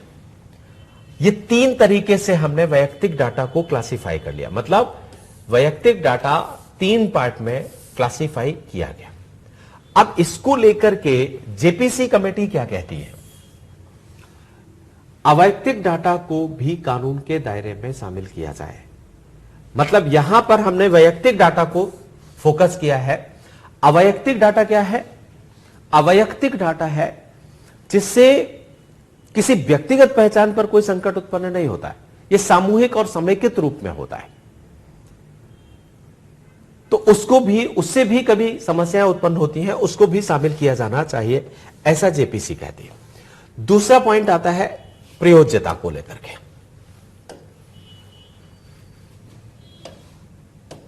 प्रयोज्यता का मतलब एप्लीकेबिलिटी। डाटा प्रोटेक्शन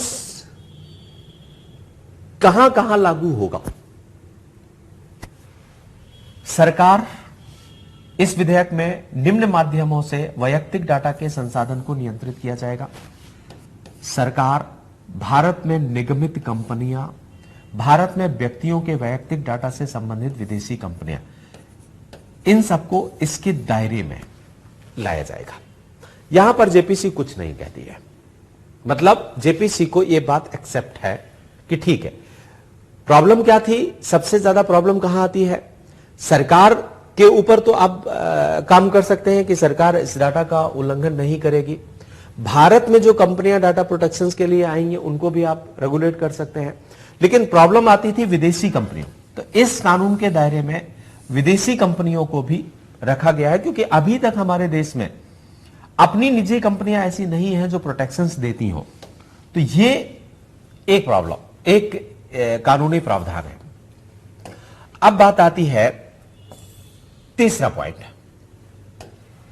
यह कहता है डाटा संग्रहण करने वाली संस्थाओं के दायित्व,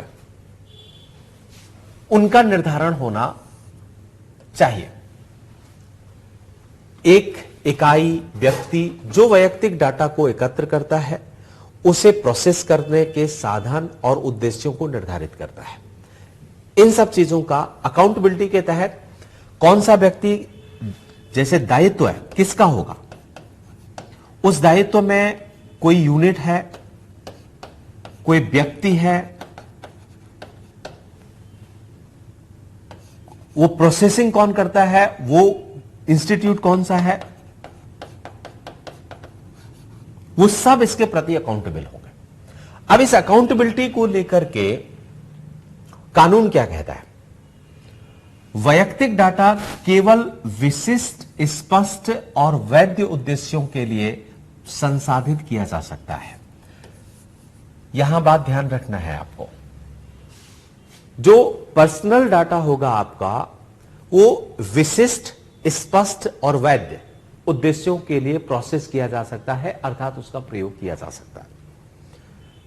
बट प्रॉब्लम है यहां एक, जो अभी जेपीसी ने भी इस पर ध्यान नहीं दिया, क्योंकि यहां ना तो विशिष्ट डिफाइन है, ना यहां पर स्पष्ट डिफाइन है, और ना यहां पर वैध उद्देश्य डिफाइन है। इसको लेकर के हम सुझाव में प्रयोग कर सकते हैं।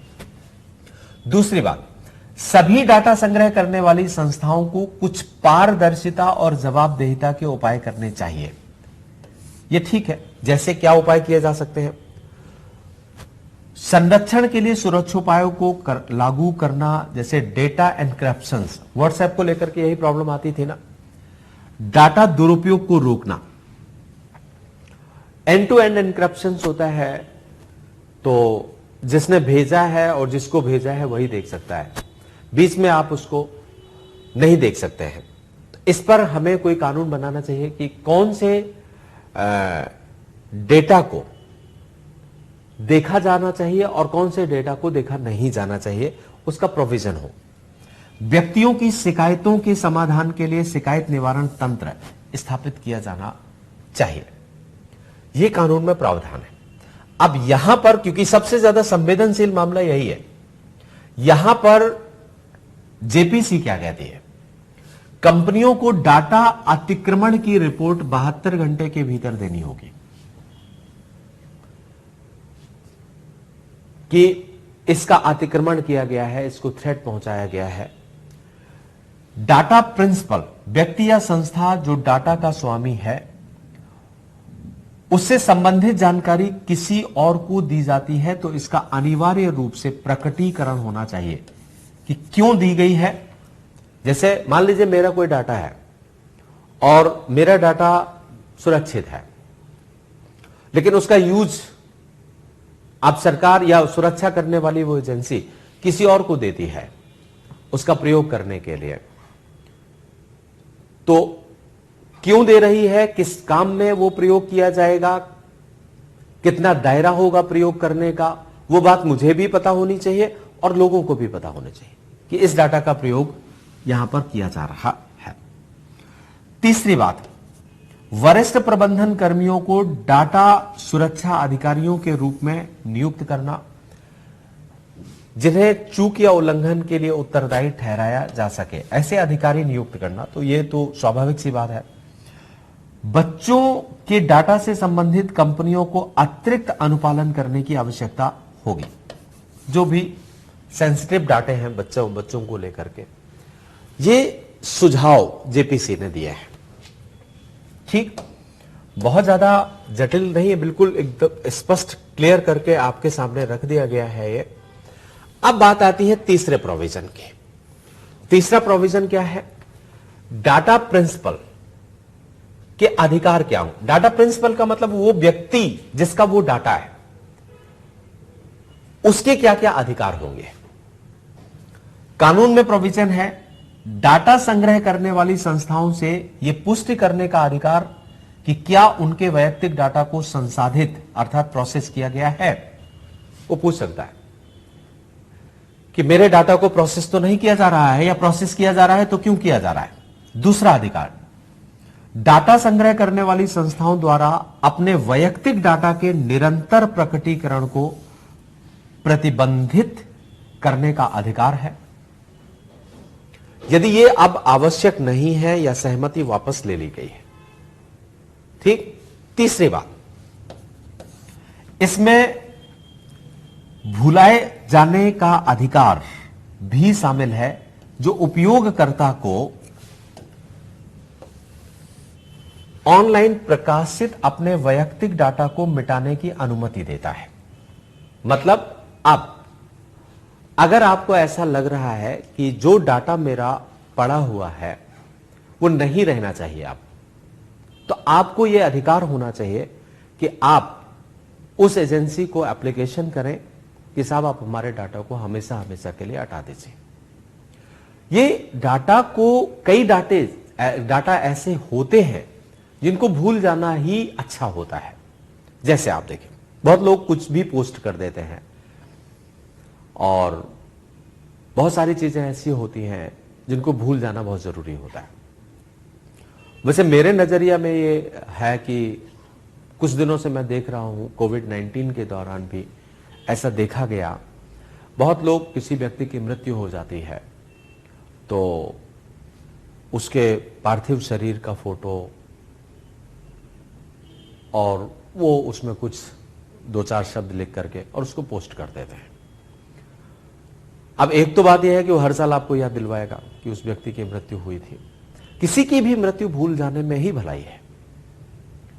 तो धीरे धीरे जो आप उसके मेमोरीज को अपने दिमाग से हटा रहे थे, वो मेमोरीज आपके सामने, आपके जहन में हमेशा रहेंगे।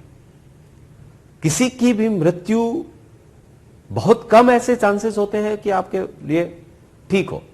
मृत्यु हमेशा ही कष्टकारी होती है और लोगों को असंतोष पैदा करती है, तो क्यों डालें। लेकिन अगर आप डाल दिया है और आपको वो परेशान कर रहा है, तो आपके पास ये अधिकार होना चाहिए कि आप उसको हटाएं। तो यहां पर ऑनलाइन डाटा प्रकाशित अपने वैयक्तिक डाटा को मिटाने की अनुमति देता है ये कानून। उन्हें फेसबुक और ट्विटर जैसी संस्थाओं से किसी भी डाटा को सार्वजनिक डोमेन से हटाने की आग्रह करने की स्वतंत्रता देती है। ये एक बहुत अच्छा स्थिति है। कई बार ऐसा होता है कि गलतियां कुछ आप कर गए होते हैं, कुछ मिस्टेक्स ना समझे के कारण से, और आपने कोई फोटो अपलोड कर दी है उसमें, वो अब नहीं चाहते कि आप वो रहे, क्योंकि वो आपके रिलेशंस को बहुत खराब कर सकती है। सोशल रिलेशंस को खराब कर सकती है। आपके संबंध है, मान लीजिए आपके रिलेशंस हैं, स्टडी के दौरान आपने मित्र, महिला मित्र बने, वो पोस्ट आपने कर दिया, किसी तरीके से आप एक सूत्र में नहीं बंध पाए, तो आपका जो फ्यूचर पार्टनर होगा तो वो उसके अंदर वो मानसिक स्थिति खराब बनेगी। तो क्यों ऐसा आप रखें, तो आप उसको हटाइए। जो रिलेशन आगे नहीं चल पाया, उस रिलेशंस को आप ऑनलाइन होल्ड करें जिससे आपके दूसरे रिलेशंस प्रभावित हों, वो उचित नहीं है। तो यहां पर ये प्रोविजन कानून में किया गया। अब जेपीसी इसके बारे में क्या कहता है? ये कहता है उस धारा में किसी भी प्रकार का बदलाव नहीं किया जाएगा जो किसी व्यक्ति की सहमति के बिना वैयक्तिक डाटा के प्रसंस्करण की अनुमति देता है। राइट? मतलब वो एक पनिशेबल ऑफेंस होगा। बिना व्यक्ति की अनुमति के प्रोसेसिंग करना डाटा का, वो किसी भी रूप में मान्य नहीं होगा।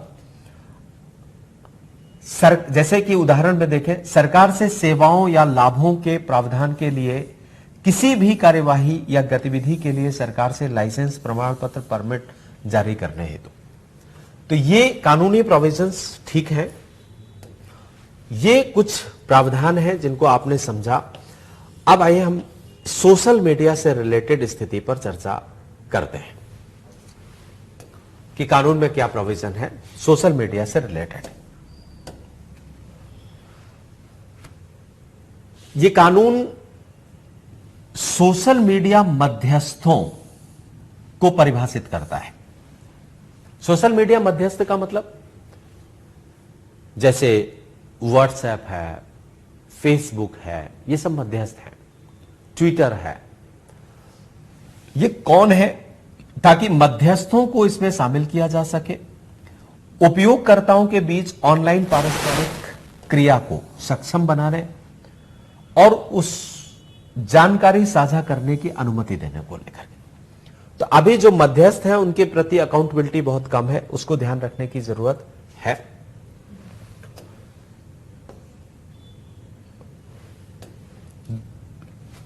दूसरी बात,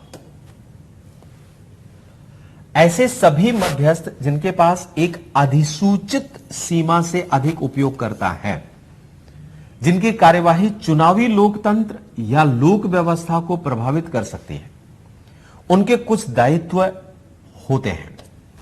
इन दायित्वों में भारत में उपयोगकर्ताओं के लिए एक स्वैच्छिक उपयोगकर्ता सत्यापन तंत्र प्रदान करना शामिल है। ये जैसे कि आप देखिए, कोई प्रेशर ग्रुप है जिसमें यूजर्स बहुत ज्यादा हैं, वो इलेक्शंस को प्रभावित कर सकते हैं, तो उनका अकाउंटेबिलिटी क्या होगा, वो किस तरीके से काम करेंगे, कौन सी बातें मध्यस्थ के माध्यम से वो प्रसारित कर सकते हैं, उनके ऊपर भी। जैसे अभी क्या होता है कि मान लीजिए कि चुनावी आचार संहिता लागू हो गई, तो एक नेता को प्रचार करने के लिए आपने रोक दिया कि अब आप भाषण नहीं दे सकेंगे, प्रचार नहीं होगा, ये नहीं होगा, ठीक है। लेकिन उसका एक बहुत बड़ा ग्रुप है सोशल मीडिया में, उस ग्रुप के माध्यम से वो अपने एडवर्टीजमेंट को, अपने प्रचार प्रसार को, अपनी स्थितियों को पैदा करता है। वो कुछ इस तरीके के भाषण जनरेट कर देता है जिसका प्रभाव दूरगामी होता है और उससे मतदाता प्रभावित हो जाते हैं। तो उस पर कोई कंट्रोल होने की आवश्यकता है, ऐसा यह कानून कहता है। अब इस कानून को लेकर के जेपीसी क्या कहती है? किसी भी सोशल मीडिया प्लेटफॉर्म को तब तक संचालित करने की अनुमति नहीं दी जानी चाहिए जब तक कि प्रौद्योगिकी को संभालने वाली मूल कंपनी भारत में एक कार्यालय स्थापित नहीं करती है। बाहरी कंपनी को, मध्यस्थ कंपनी को तब तक काम करने की अनुमति नहीं हो। इनको पहले अपना भारत में कार्य और भारतीय कानूनों के मुताबिक होना होगा। सभी सोशल मीडिया प्लेटफॉर्म जो मध्यस्थों के रूप में कार्य नहीं करते हैं, उन्हें प्रकाशक माना जाना चाहिए। उनके द्वारा पोषित की जाने वाली विषय वस्तु के लिए उन्हें जवाबदेह ठहराया जाना चाहिए। उनके प्लेटफॉर्म पर असत्यापित खातों की विषय वस्तु के लिए भी उन्हें जिम्मेदार ठहराया जाना चाहिए। ठीक? ऐसे सभी प्लेटफॉर्म पर विषय वस्तु के विनियमन हेतु भारतीय प्रेस परिषद की तर्ज पर एक सांविधिक मीडिया विनियामक प्राधिकरण स्थापित किया जाना चाहिए। ये बिल्कुल ठीक बात है, ये कानूनी प्रोविजंस ठीक है और जेपीसी की रिपोर्ट्स है वो भी प्रोविजंस होना चाहिए। अब आती है अगली बात, एक डाटा संरक्षण प्राधिकरण को गठित करने का प्रावधान भी यह कानून करता है कि हमें एक डेटा प्रोटेक्शन अथॉरिटी बनाने की जरूरत है। यह अथॉरिटी व्यक्तियों के हितों की रक्षा करने, वैयक्तिक डाटा के दुरुपयोग को रोकने और विधेयक का अनुपालन सुनिश्चित करने के लिए सक्रिय रहेगी, कदम उठाएगी। ठीक, यहां जेपीसी क्या कहता है, जो डेटा प्रोटेक्शन अथॉरिटी है जिसे कानून के तहत डाटा को प्रबंधित और संसाधित किया जाए, विनियमित करने के लिए स्थापित किया जाए, सभी मामलों में केंद्र सरकार के निर्देशों से बाध्य होना चाहिए। तो यह एक अथॉरिटी गठित करने का प्रोविजन कानून में किया गया है। भारत के बाहर का डाटा स्थानांतरण, उसको लेकर के यह बहुत महत्वपूर्ण विषय है जो कानून में उठाया गया है। जो डाटा हम भारत से बाहर भेजते हैं उसके बारे में क्या स्थिति है। संवेदनशील डाटा जो पर्सनल डेटा प्रोटेक्शन में पहले नंबर पर रखा गया है, एक तो संवेदनशील डाटा जो सुरक्षा को प्रभावित कर सकता है वो डाटा, और एक सामान्य डाटा। तीन भागों में पहले पॉइंट में मैंने आपको बताया। यहां संवेदनशील व्यक्तिगत डाटा को प्रसंस्करण करने के लिए भारत के बाहर स्थानांतरित किया जा सकता है यदि व्यक्ति द्वारा स्पष्ट रूप से सहमति दी गई हो, अर्थात प्रिंसिपल द्वारा, जो व्यक्ति का ऑनर, जो डाटा का प्रभारी है, कुछ अतिरिक्त शर्तों के अधीन हो। हालांकि ऐसे संवेदनशील वैयक्तिक डाटा को भारत में ही संग्रहित रखा जाए तो ज्यादा बढ़िया है। यह एक सुझावात्मक है। महत्वपूर्ण वैयक्तिक डाटा को केवल भारत में ही संसाधित किया जा सकता है। यह संवेदनशील ये बी, जो महत्वपूर्ण डाटा है, जो सुरक्षा से जुड़ा हुआ डाटा है, उसको बाहर भेजने की जरूरत नहीं है प्रोसेस करने के लिए, वो भारत में ही प्रोटेक्ट हो। संवेदनशील और महत्वपूर्ण वैयक्तिक डाटा के अतिरिक्त अन्य वैयक्तिक डाटा के लिए ऐसे विशेष अधिदेश नहीं होते हैं जो सी टाइप डाटा है। ठीक, यहां पर जेपीसी क्या कहता है इसको भी ध्यान रखिए आप। केंद्र सरकार को डाटा प्रोसेसिंग पर एक व्यापक नीति तैयार करना चाहिए तथा उसकी घोषणा भी करनी चाहिए कि यह नीति है हमारे सामने, हमारे पास। विदेशी संस्थाओं के पास पहले से मौजूद संवेदनशील और महत्वपूर्ण वैयक्तिक डाटा प्रतियों की समयबद्ध तरीके से देश में वापसी लाने का प्रावधान करना चाहिए ताकि वो उसका प्रयोग ना कर सकें। यूनाइटेड स्टेट ने रिपल और इंस्टेक्स, जो यूरोपीय यूनियन का है, इनकी तर्ज पर हमें एक सीमा पार भुगतान के लिए एक वैकल्पिक स्वदेशी वित्तीय प्रणाली का विकास भी करना चाहिए जो कि हमारे डाटा को प्रयोग करते हैं उनके लिए। सरकार को सभी डिजिटल और इंटरनेट ऑफ थिंग्स उपकरणों की औपचारिक प्रमाणन प्रक्रिया के लिए एक तंत्र को स्थापित करने की आवश्यकता है जिससे डाटा सुरक्षा के संबंध में सभी उपकरणों की अखंडता को या उनके सत्यनिष्ठा को सुनिश्चित किया जा सके। तो ये प्रोविजंस किए गए। अब क्या क्या छूट है इसमें उसको देखिए आप थोड़ा। छूट के संबंध में क्या क्या प्रावधान है कानून करता है। किसको छूट प्राप्त होगी, डाटा के प्रयोग करने के लिए छूट किसे प्राप्त होगी, कौन प्रोसेस कर सकेगा, कहां कहां स्थितियां। पहली बात, केंद्र सरकार अपनी किसी भी एजेंसी को यह अधिनियम के प्रावधानों से छूट दे सकती है, लेकिन शर्तों के साथ। वो एजेंसी राज्य की सुरक्षा, लोक व्यवस्था, भारत की संप्रभुता, अखंडता और विदेशी राज्यों के साथ मैत्रीपूर्ण संबंध से हो, जो कि आपके इंडियन कॉन्स्टिट्यूशन आर्टिकल 19 क्लॉज 2 में दिए गए। आर्टिकल 19 क्लॉज 2 में जो प्रोविजंस किए गए हैं उनके आधार पर किसी भी केंद्र सरकार की एजेंसी को यह छूट रहेगी कि वो उस डाटा का प्रयोग कर सकता है अगर वो डाटा राष्ट्र की सुरक्षा, लोक व्यवस्था, एकता, अखंडता, बंधुत्व, लोक व्यवस्था को नुकसान पहुंचाता है। ठीक। दूसरी बात, जो भी ये मामले हैं, इन मामलों से संबंधित किसी संज्ञेय अपराध अर्थात वारंट के बिना गिरफ्तारी जिसमें हो सकती है, संज्ञेय अपराध में जिसमें वारंट की जरूरत नहीं होती है, इंडियन कॉन्स्टिट्यूशन आर्टिकल 22 क्लॉज 4 के आधार पर वो बनाए जाते हैं कानून जिनके आधार पर होता है।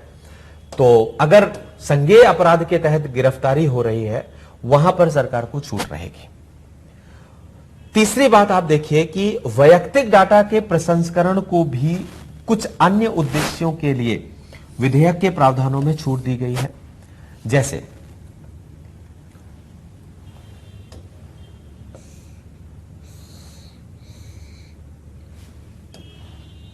किसी भी अपराध के निवारण, जांच या अभियोजन के लिए, वैयक्तिक घरेलू पत्रकारिता के उद्देश्यों के लिए इसका छूट मिल सकती है इसको।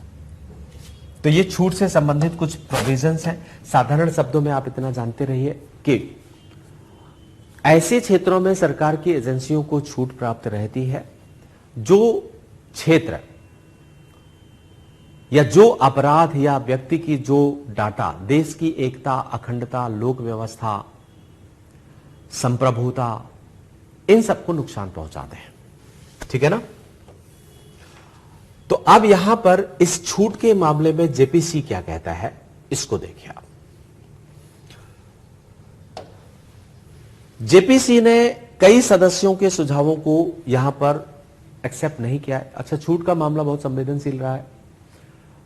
पेगासस स्पाईवेयर को लेकर के समस्याएं आई और उस छूट का दुरुपयोग के बारे में सरकार के ऊपर आरोप लगाए गए। अब आरोप है या सत्यता है ये तो जब तक स्पष्ट नहीं हो जाए तब तक तो हम आरोप ही कहेंगे।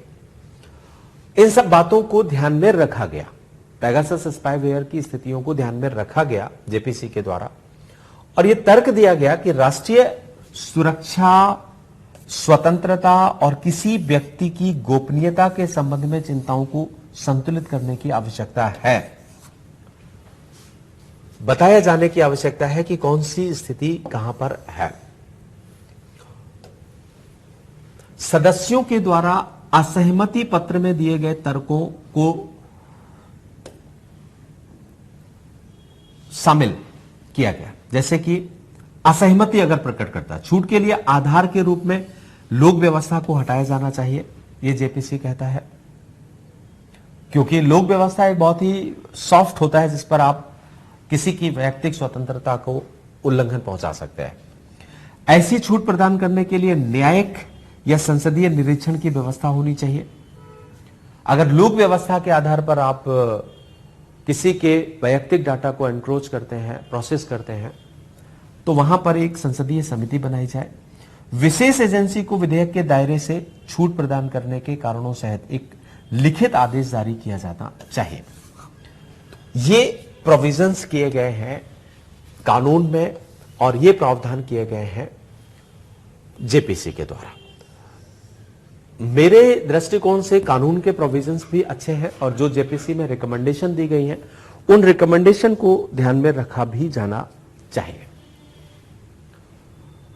तो ये डाटा प्रोटेक्शंस है, इसके बारे में कुछ कंटेंट्स दिए हैं आपके उस नोट्स में, इनको आप पढ़ भी सकते हैं और मैं आपको पढ़ करके इनको कर देता हूं ताकि आपको अगर किसी भी शब्द को समझने में समस्या उत्पन्न होती है तो वो भी हम क्लियर कर लेंगे। फिर हम चलेंगे लॉ एनफोर्समेंट पर। ये कुछ आंकड़े हैं, वैसे तो इनमें मुझे कोई ऐसा नहीं दिखाई दिया कि जिसको समझने में आपको कोई समस्या होगी। सबसे पहले data empowerment and protection architect, ये हमारे नीति आयोग ने इस data empowerment and protection architect मसौदे पर सुझाव और टिप्पणियों को अभी इनवाइट किया है। ये नीति आयोग ने data empowerment and protection architect को बनाया है ताकि डेटा संरक्षण को सशक्तिकृत किया जाए। यहां सशक्तिकरण का मतलब होता है कि लोगों को अवेयर किया जाए अपने डेटा को प्रोटेक्ट करने के लिए। यह भी बहुत जरूरी चीज है। लोगों को यह अवेयर किया जाए कि कौन सा डाटा किस मात्रा में शेयर करना चाहिए या नहीं करना चाहिए।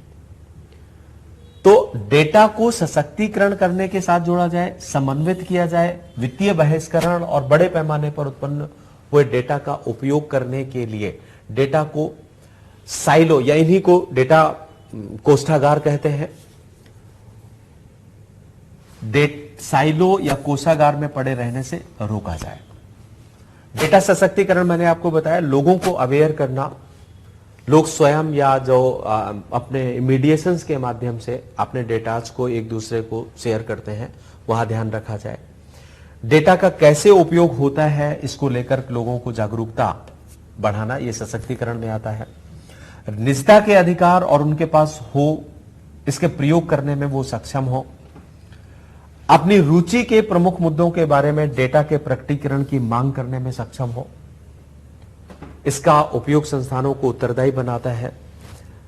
डेटा के सृजन और उत्पादन के अधिकार हो और सामान्य। वैसे तो ये चीजें आपके डेटा प्रोटेक्शन एक्ट में है, तो यहां पर जो इंफ्रास्ट्रक्चर डेवलप किया जा रहा है नीति आयोग के द्वारा, उन्होंने डेटा सशक्तिकरण पर ध्यान दिया है।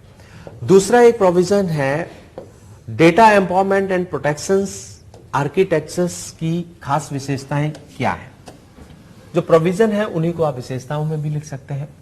जैसे यहां पर डेटा एम्पावरमेंट और प्रोटेक्शन एक्ट इंडिया स्टैक की अंतिम परत के रूप में कार्य करेगा। इंडिया स्टैक ट्रेडमार्क युक्त सॉफ्टवेयर या एप्लीकेशन प्रोग्रामिंग इंटरफेस की शक्ति वाला आधार आधारित एप्लीकेशन और एकीकृत भुगतान इंटरफेस आधारित डिजिटल लेनदेन का निजी स्वामित्व वाला एक बुके है। यह निजी सेवाओं को प्रदान करने के लिए सरकार और व्यवसायों को भारत की डिजिटल अवसंरचना के प्रयोग की अनुमति प्रदान करेगा।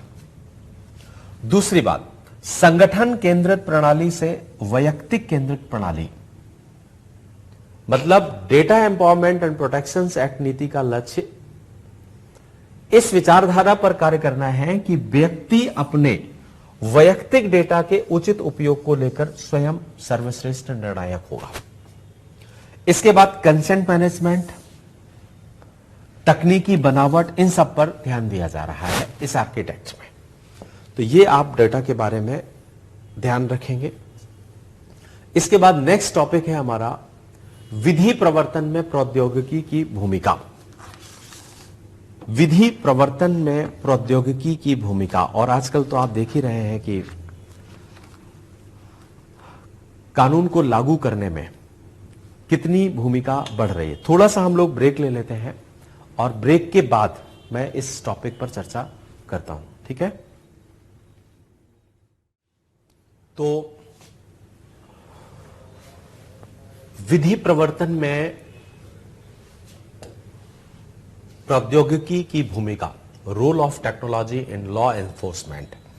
कुल मिलाकर के आप समझिए कि कानून व्यवस्था को लागू करने में विधि की क्या भूमिका रहेगी, इस पर चर्चा करनी है हमें। अभी हाल ही में भारतीय प्रधानमंत्री ने विधि को लॉ एनफोर्समेंट के लिए या पुलिस व्यवस्था को सशक्त बनाने के उद्देश्य से ये घोषणा की थी और ये कहा था कि किस तरीके से हम पुलिसिंग में सूचना प्रौद्योगिकी का बढ़ावा दे सकते हैं। सूचना प्रौद्योगिकी के लिए हमारी जरूरत क्या है और उससे सूचना प्रौद्योगिकी पुलिसिंग में क्या क्या काम कर सकेगी। पहली बात तो यह है कि हमारे देश में पुलिस अनुपात, जो स्टैंडर्ड अनुपात है, जिसको 222 यूएन के द्वारा घोषित किया गया है।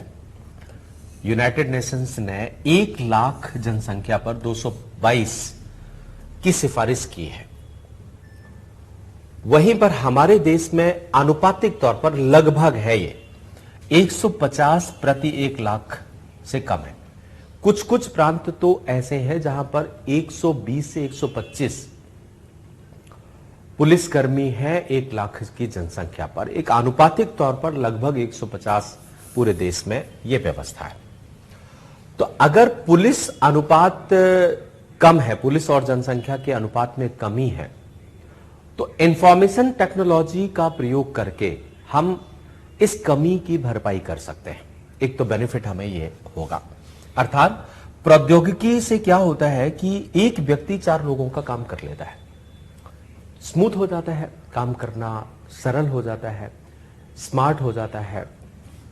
तो इससे एक बेनिफिट यह होगा कि हम प्रौद्योगिकी को एक बल गुणक के रूप में प्रयोग कर सकते हैं। बल गुणक मतलब उसका मल्टीप्लिकेशन कर सकते हैं, जिससे हमारे पुलिस बलों की कमी को ठीक किया जा सकेगा। दूसरी बात है, जनता और पुलिस इंटरफेस में सुधार किया जा सकता है। आप जानते होंगे कि बहुत सारे लोग पुलिस चौकी जाना, पुलिस थाने जाना, ये बहुत इजीली फ्रेंडली नहीं है, जाना पसंद भी नहीं करते हैं। कई बार प्रतिष्ठा का मामला भी मानते हैं कि अरे पुलिस चौकी जाएंगे, थाने जाएंगे। तो उस स्थिति से भी हमें मुक्ति पानी है। अब यहां पर अगर हम इंफॉर्मेशन टेक्नोलॉजी को सपोर्ट करते हैं, लेते हैं प्रौद्योगिकी को, तो हम घर बैठे ही एफआईआर कर सकते हैं। हम बहुत सारी पुलिस की सेवाओं को घर बैठे प्राप्त कर सकते हैं, हमें जाना भी नहीं पड़ेगा। और एक प्रयोग के तौर पर पंजाब पुलिस ने नागरिकों की सेवाओं प्रदान करने के लिए एक पोर्टल शुरू किया है जिसको सांझ कहते हैं। वहां उस सांझ में आप एफआईआर भी दर्ज कर सकते हैं, आप चोरी हुए वाहनों और खोए हुए मोबाइल फोन्स की रिपोर्ट भी वहां पर ऑनलाइन वो कर सकते हैं। तो इससे जनता और पुलिस के बीच में जो संपर्क है, उस संपर्क की आ रही बाधाओं को दूर किया जाएगा, अर्थात पब्लिक पुलिस इंटरफेस को हम स्ट्रांग कर सकेंगे। इसके माध्यम से आपराधिक निवारण करने में भी हमें प्रौद्योगिकी का प्रयोग करने से आसानी होगी। बहुत सारे अपराध ऐसे होते हैं वहां पर हम इसका प्रयोग कर सकते हैं। जैसे अपराध निवारण में बिग डेटा एक महत्वपूर्ण भूमिका निभा सकता है। उस बिग डेटा के माध्यम से हम बहुत सारे अपराधियों की पहचान करने में, कि जिनका एटीट्यूड क्या रहा है, किस किस प्रवृत्ति के अपराध किस क्षेत्र में होते रहे हैं, उनका एक आंकड़ा इकट्ठा करें। उस आंकड़े से हमें यह पता चलेगा कि हमें किस प्रकार की पुलिसिंग वहां पर करनी चाहिए। कई बार ऐसा होता है कि किसी क्षेत्र में पर्टिकुलर टाइप की समस्याएं आती हैं। अगर हमारे सामने वो पर्टिकुलर टाइप की समस्याओं के बारे में है, तो हम वहां पर इस तरीके की न्याय व्यवस्था भी लागू कर सकते हैं, इस तरीके की पुलिस व्यवस्था को भी हम लागू कर सकते हैं।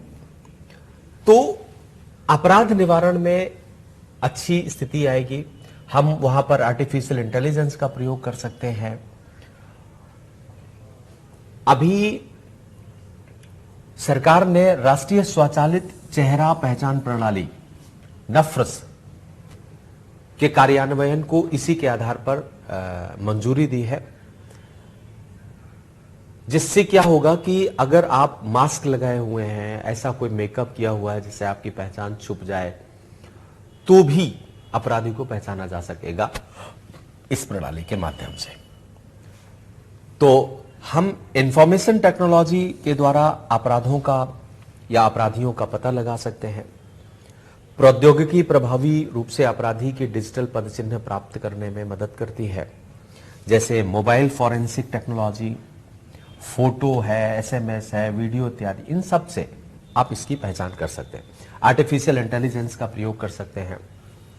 एक बड़े डाटा का प्रयोग करके सोशल मीडिया उपकरणों, वित्तीय संस्थानों, यात्रा रिकॉर्ड्स, होटल में ठहरने, कॉल डिटेक्ट करने, इन सब का पहचान किया जा सकता है। तो प्रौद्योगिकी का पुलिस में अगर प्रयोग होता है तो इससे काफी फायदे होंगे। इसके बाद प्रौद्योगिकी के माध्यम से अवेयरनेस, जागरूकता को भी उत्पन्न किया जा सकता है। सोशल मीडिया का उपयोग करके हम लॉ एनफोर्समेंट एजेंसियों को, कानून प्रवर्तन एजेंसियों के द्वारा नागरिकों तक पहुंच बढ़ा सकते हैं, जिससे उनको जानकारी होगी और कई तरीके के अपराधों से इस प्रौद्योगिकी अवेयरनेस के कारण से हम बच सकते हैं, जैसे ट्रैफिक जाम, साइबर अपराध। अब आपको आपका मोबाइल फोन, आपका गाड़ी में इस तरीके के सेंसर्स लगे होंगे, जैसे आप दिल्ली में जैसे आप गाड़ी चलाते हुए जा रहे हो तो रेडियो बताता है कि इस रोड में जाम लगा हुआ है, इस रोड में। वो एप्लीकेशंस को आ गया तो आपको पता चल जाएगा कि जिस रोड से मुझे जाना है वो स्मूथ है या नहीं है। तो आपका जीपीएस वैसे बताता है, लेकिन जीपीएस वहां का रास्ता स्पष्ट नहीं कर पाता है, दूर जाकर के बताता है। तो पहले से ही आपको पता रहेगा, तो आप रास्ते को डाइवर्ट कर सकते हैं, जिससे ट्रैफिक डिस्टर्ब हो जाएगा। जैसे बेंगलुरु में हमने इसका एक प्रयोग भी कर लिया है अभी, कि कैसे हम ट्रैफिक जाम से, साइबर क्राइम्स है, कैसे अफवाहों को दूर करने के लिए काम किया जा सकता है। ये प्रौद्योगिकी का प्रयोग करके पुलिस यहां पर काम कर सकती है। पुलिस अपनी इनर कैपेसिटी में भी सुधार कर सकती है। जैसे चार्जशीट दाखिल करने में टाइम लग जाता है, तो फटाफट बना करके काम हो सकता है। एफआईआर का इन्वेस्टिगेशन में टाइम लग जाता है। तो पुलिस के आंतरिक दक्षता में भी सुधार होगा। इसी तरीके से वास्तविक समय एकीकरण या टाइम बाउंडेड प्रोग्राम्स पुलिस को द्वारा किए जा सकते हैं। आपराधिक न्याय प्रणाली के 5 लेयर्स होते हैं, 5 स्तंभ, पिलर्स होते हैं, और अगर हम प्रौद्योगिकी का प्रयोग करते हैं तो पुलिस पहला स्तंभ, न्यायालय, अभियोजन, जेल और फॉरेंसिक, ये 5 स्तंभ हैं। इन पांचों को प्रौद्योगिकी के माध्यम से जोड़ करके न्याय प्रणाली को भी हम तीव्र कर सकते हैं, जिससे न्याय व्यवस्था को संचालित करना हमारे लिए आसान हो जाएगा। ये एक बेनिफिट है इसका। प्रौद्योगिकी का प्रयोग करने से बहुत सारे बेनिफिट तो आ रहे हैं, जैसे कुछ पॉइंट्स में मैंने आपको एक एक करके इनको बता दिया कि क्या क्या बेनिफिट्स यहां पर आ रहे हैं, लेकिन चुनौतियां भी हैं। पहले तो आप इनके बेनिफिट्स को ध्यान रखेंगे। सबसे पहले बेनिफिट क्या होगा, इससे एक तो हम पहला बेनिफिट, जो हमारे देश में पुलिस की आनुपातिकता की कमी है, उसको हम कम कर सकेंगे। दूसरा बेनिफिट होगा, जो फियर है पुलिस के सामने जाने का, या पुलिस स्टेशन नहीं जाना चाहते हैं, या जो हेजिटेशन है, वो हम ऑनलाइन स्थिति पर कर सकते हैं। तो पुलिस फ्रेंडली हो सकती है, और जनता और पुलिस इंटरफेस को हम बहुत एक्सप्लोर कर सकते हैं। तीसरा जो बेनिफिट हमें होगा, अपराध निवारण में इसका फायदा होगा।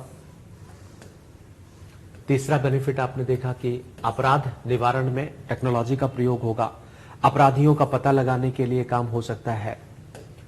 ऐसे आप कुछ पॉइंट्स ध्यान रखेंगे। अवेयरनेस, पुलिस क्या क्या काम चल रही है, कौन सा, कई बार पुलिस वीक चलाती है कि क्या क्या है, तो वहां पर आप मदद भी कर सकते हैं पुलिस की। पुलिस अपनी कैपेसिटी को बढ़ा सकती है। ये सब कुछ बेनिफिट हैं जो प्रौद्योगिकी का प्रयोग करने से लाभ उठाया जा सकता है। अब यहां देखिए, कुछ प्रांत ऐसे हैं जिन्होंने बेनिफिट के लिए कुछ प्रोग्राम चलाए हैं, जैसे कि उत्तर प्रदेश। ये एक आर्टिफिशियल इंटेलिजेंस सक्षम ऐप स्टैच्यू नामक स्टार्टअप के द्वारा विकसित किया गया है। अपराधियों और उनके सहयोगियों के रिकॉर्ड को डिजिटल रूप देता है, उन्हें खोजता है जांच के दौरान वास्तविक समय के। तो उत्तर प्रदेश ने इसका शुरुआत की है। ओडिशा पुलिस ने मो साथी नाम का एक ऐप शुरू किया है, जो खतरनाक स्थितियों में फंसी महिलाओं की मदद करता है, पुलिस को सचेत करता है, ऑडियो और वीडियो की रिकॉर्ड करता है, उन्हें आधुनिक पुलिस कंट्रोल रूम में भेजता है। तो मो साथी शुरू किया है ओडिशा ने। महाराष्ट्र पुलिस ने automated multi modal biometrics identification system AMBIS शुरू किया है, जो अपराधियों का रिकॉर्ड्स रखेगा और उस रिकॉर्ड्स के आधार पर अपराधियों की पहचान करना, उनके बारे में उनकी लोकेशंस को जान पाना, ये सब होगा। ये अपराधियों के इस ऐप के तहत फिंगरप्रिंट, तस्वीरों का डिजिटल डेटाबेस, बायोमेट्रिक डेटाबेस, तो जो भी पुलिस के हाथ में आएगा उनको उसके हिस्ट्री को जानने में आसानी होगी। तो ऐसे कुछ प्रांत कर रहे हैं, जैसे साइबर डोम भी आप यहां पर एक उदाहरण के तौर पर रख सकते हैं, जो कि केरल ने शुरू किया है। हालांकि वो एक होलिस्टिक स्थिति है, तो साइबर डोम भी लॉ एनफोर्समेंट के तहत काम करता है। तो अब बात आती है कि अगर हम पुलिस को कम्युनिकेशन नेटवर्क या पुलिस को प्रौद्योगिकी के साथ जोड़ते हैं, तो उससे हमें चुनौतियां क्या क्या हैं, इनको देखिए आप कि कौन कौन सी चुनौतियों का सामना करना पड़ेगा। कुछ चुनौतियां तो आपके जहन में तुरंत आ जाएगी। एक तो निजता का उल्लंघन। आपराधिक जांच में प्रौद्योगिकियों के अत्यधिक प्रयोग से राइट टू प्राइवेसी का उल्लंघन हो सकता है और पुलिस वैयक्तिक जानकारियों की जांच करने लगती है। कई बार ऐसा होता है कि जिस मामले में जांच करनी है, अगर आप आर्टिफिशियल इंटेलिजेंस का प्रयोग करते हैं तो जो नहीं भी जांच करनी है उसकी भी करना शुरू कर, क्योंकि तकनीकी का प्रयोग तो जिस क्षेत्र में किया जाएगा वो होगा। आपने ब्रेन मैपिंग को इसलिए ही तो बंद किया था पहले कि उससे राइट टू प्राइवेसी को उल्लंघन होता है। तो एक तो राइट टू प्राइवेसी का उल्लंघन होगा। इसके उदाहरण भी हैं। शरीर पर धारण किए जाने वाले कैमरों और कार के भीतर की वीडियो का उपयोग किया जा रहा है, लेकिन उन्हें गोपनीयता, डाटा प्रतिधारण और सार्वजनिक प्रकटीकरण नीतियों जैसी समस्याओं का सामना करना पड़ता है। तो एक तो प्रॉब्लम है कि इससे राइट टू प्राइवेसी का उल्लंघन होगा। दूसरा है, इसके रेगुलेशन के लिए हमारे पास अभी उपयुक्त व्यवस्था नहीं है। अगर दुरुपयोग होता है प्रौद्योगिकी का तो उसको कैसे रेगुलेट किया जाएगा। प्रौद्योगिकी के उपयोग को विनियमित करने और प्रक्रिया को निर्दिष्ट करने के लिए कानूनों की कमी है। यह पुलिस पर ही छोड़ दिया जाता है कि इसका उपयोग कैसे करें, और पुलिस मनमानापन कर सकती है, तो यह समस्या है। तीसरी बात, यह खर्चीला कार्य है। प्रौद्योगिकी प्रतिदिन अपडेट हो रही है, और जब दिन प्रतिदिन अपडेट होती जा रही है तो स्वाभाविक सी बात है कि पुलिस को भी अपडेटेड प्रौद्योगिकियां चाहिए होगा, जो एक बहुत महंगी स्थिति है, तो सरकार के ऊपर इसका खर्च बढ़ेगा। चौथी बात, पुलिस अधिकारियों के लिए तनाव में वृद्धि भी होगी, उनको सीखना पड़ेगा, और हमारे देश की पुलिस अभी इतनी एक्सपर्ट है नहीं। तो जब तक कि हम ऐसे वेंचर्स नहीं बना लेते हैं, पुलिस व्यवस्था जो आर्टिफिशियल इंटेलिजेंस के लिए इंस्टीट्यूशंस, पुलिस में इंजीनियरिंग डिपार्टमेंट होना चाहिए एक, जो इस तरीके की टेक्नोलॉजी को रखता हो। तो पुलिस के पास अभी वो साइबर अपराधों के बारे में नहीं जान पा रहे हैं, साइबर क्राइम्स को रोकने में भी बहुत ज्यादा सफल नहीं है हमारी पुलिस। तो यहां पर लोगों को सीखने में भी बड़ी समस्याएं होंगी। तो ये कुछ 4-5 आप ऐसे पॉइंट बताएंगे और फिर आप सुझाव दे सकते हैं कि क्या करना चाहिए इस क्षेत्र में। तो सबसे पहला काम, हमें चिरस्थायी समस्याओं का समाधान कानून प्रवर्तन एजेंसियों के द्वारा सामना किए जा रहे अन्य मुद्दों, जैसे कि जवाबदेहिता की कमी, महिलाओं को निम्न स्तरीय प्रतिनिधित्व, हथियारों की कमी का सामना हमारी पुलिस कर रही है, वहां पर हमें पहले ध्यान देने की आवश्यकता है। दूसरा, विनियमन प्रौद्योगिकी, यहां पर वैयक्तिक डाटा प्रोटेक्शन एक्ट तो लाया ही गया है, हमें जो कंसोलिडेटेड डाटा प्रोटेक्शन भी लाने की आवश्यकता है। तो वहां पर रेगुलेशन बॉडीज को बढ़ाने की जरूरत है। तीसरा, पुलिस की कैपेसिटी निर्माण के लिए प्रौद्योगिकी का प्रयोग धीरे धीरे बढ़ाने की जरूरत है और बढ़ाया जाना चाहिए, तो ये आप कम कर सकते हैं। डिजिटल विश्वास का निर्माण, चौथा एक पॉइंट आएगा।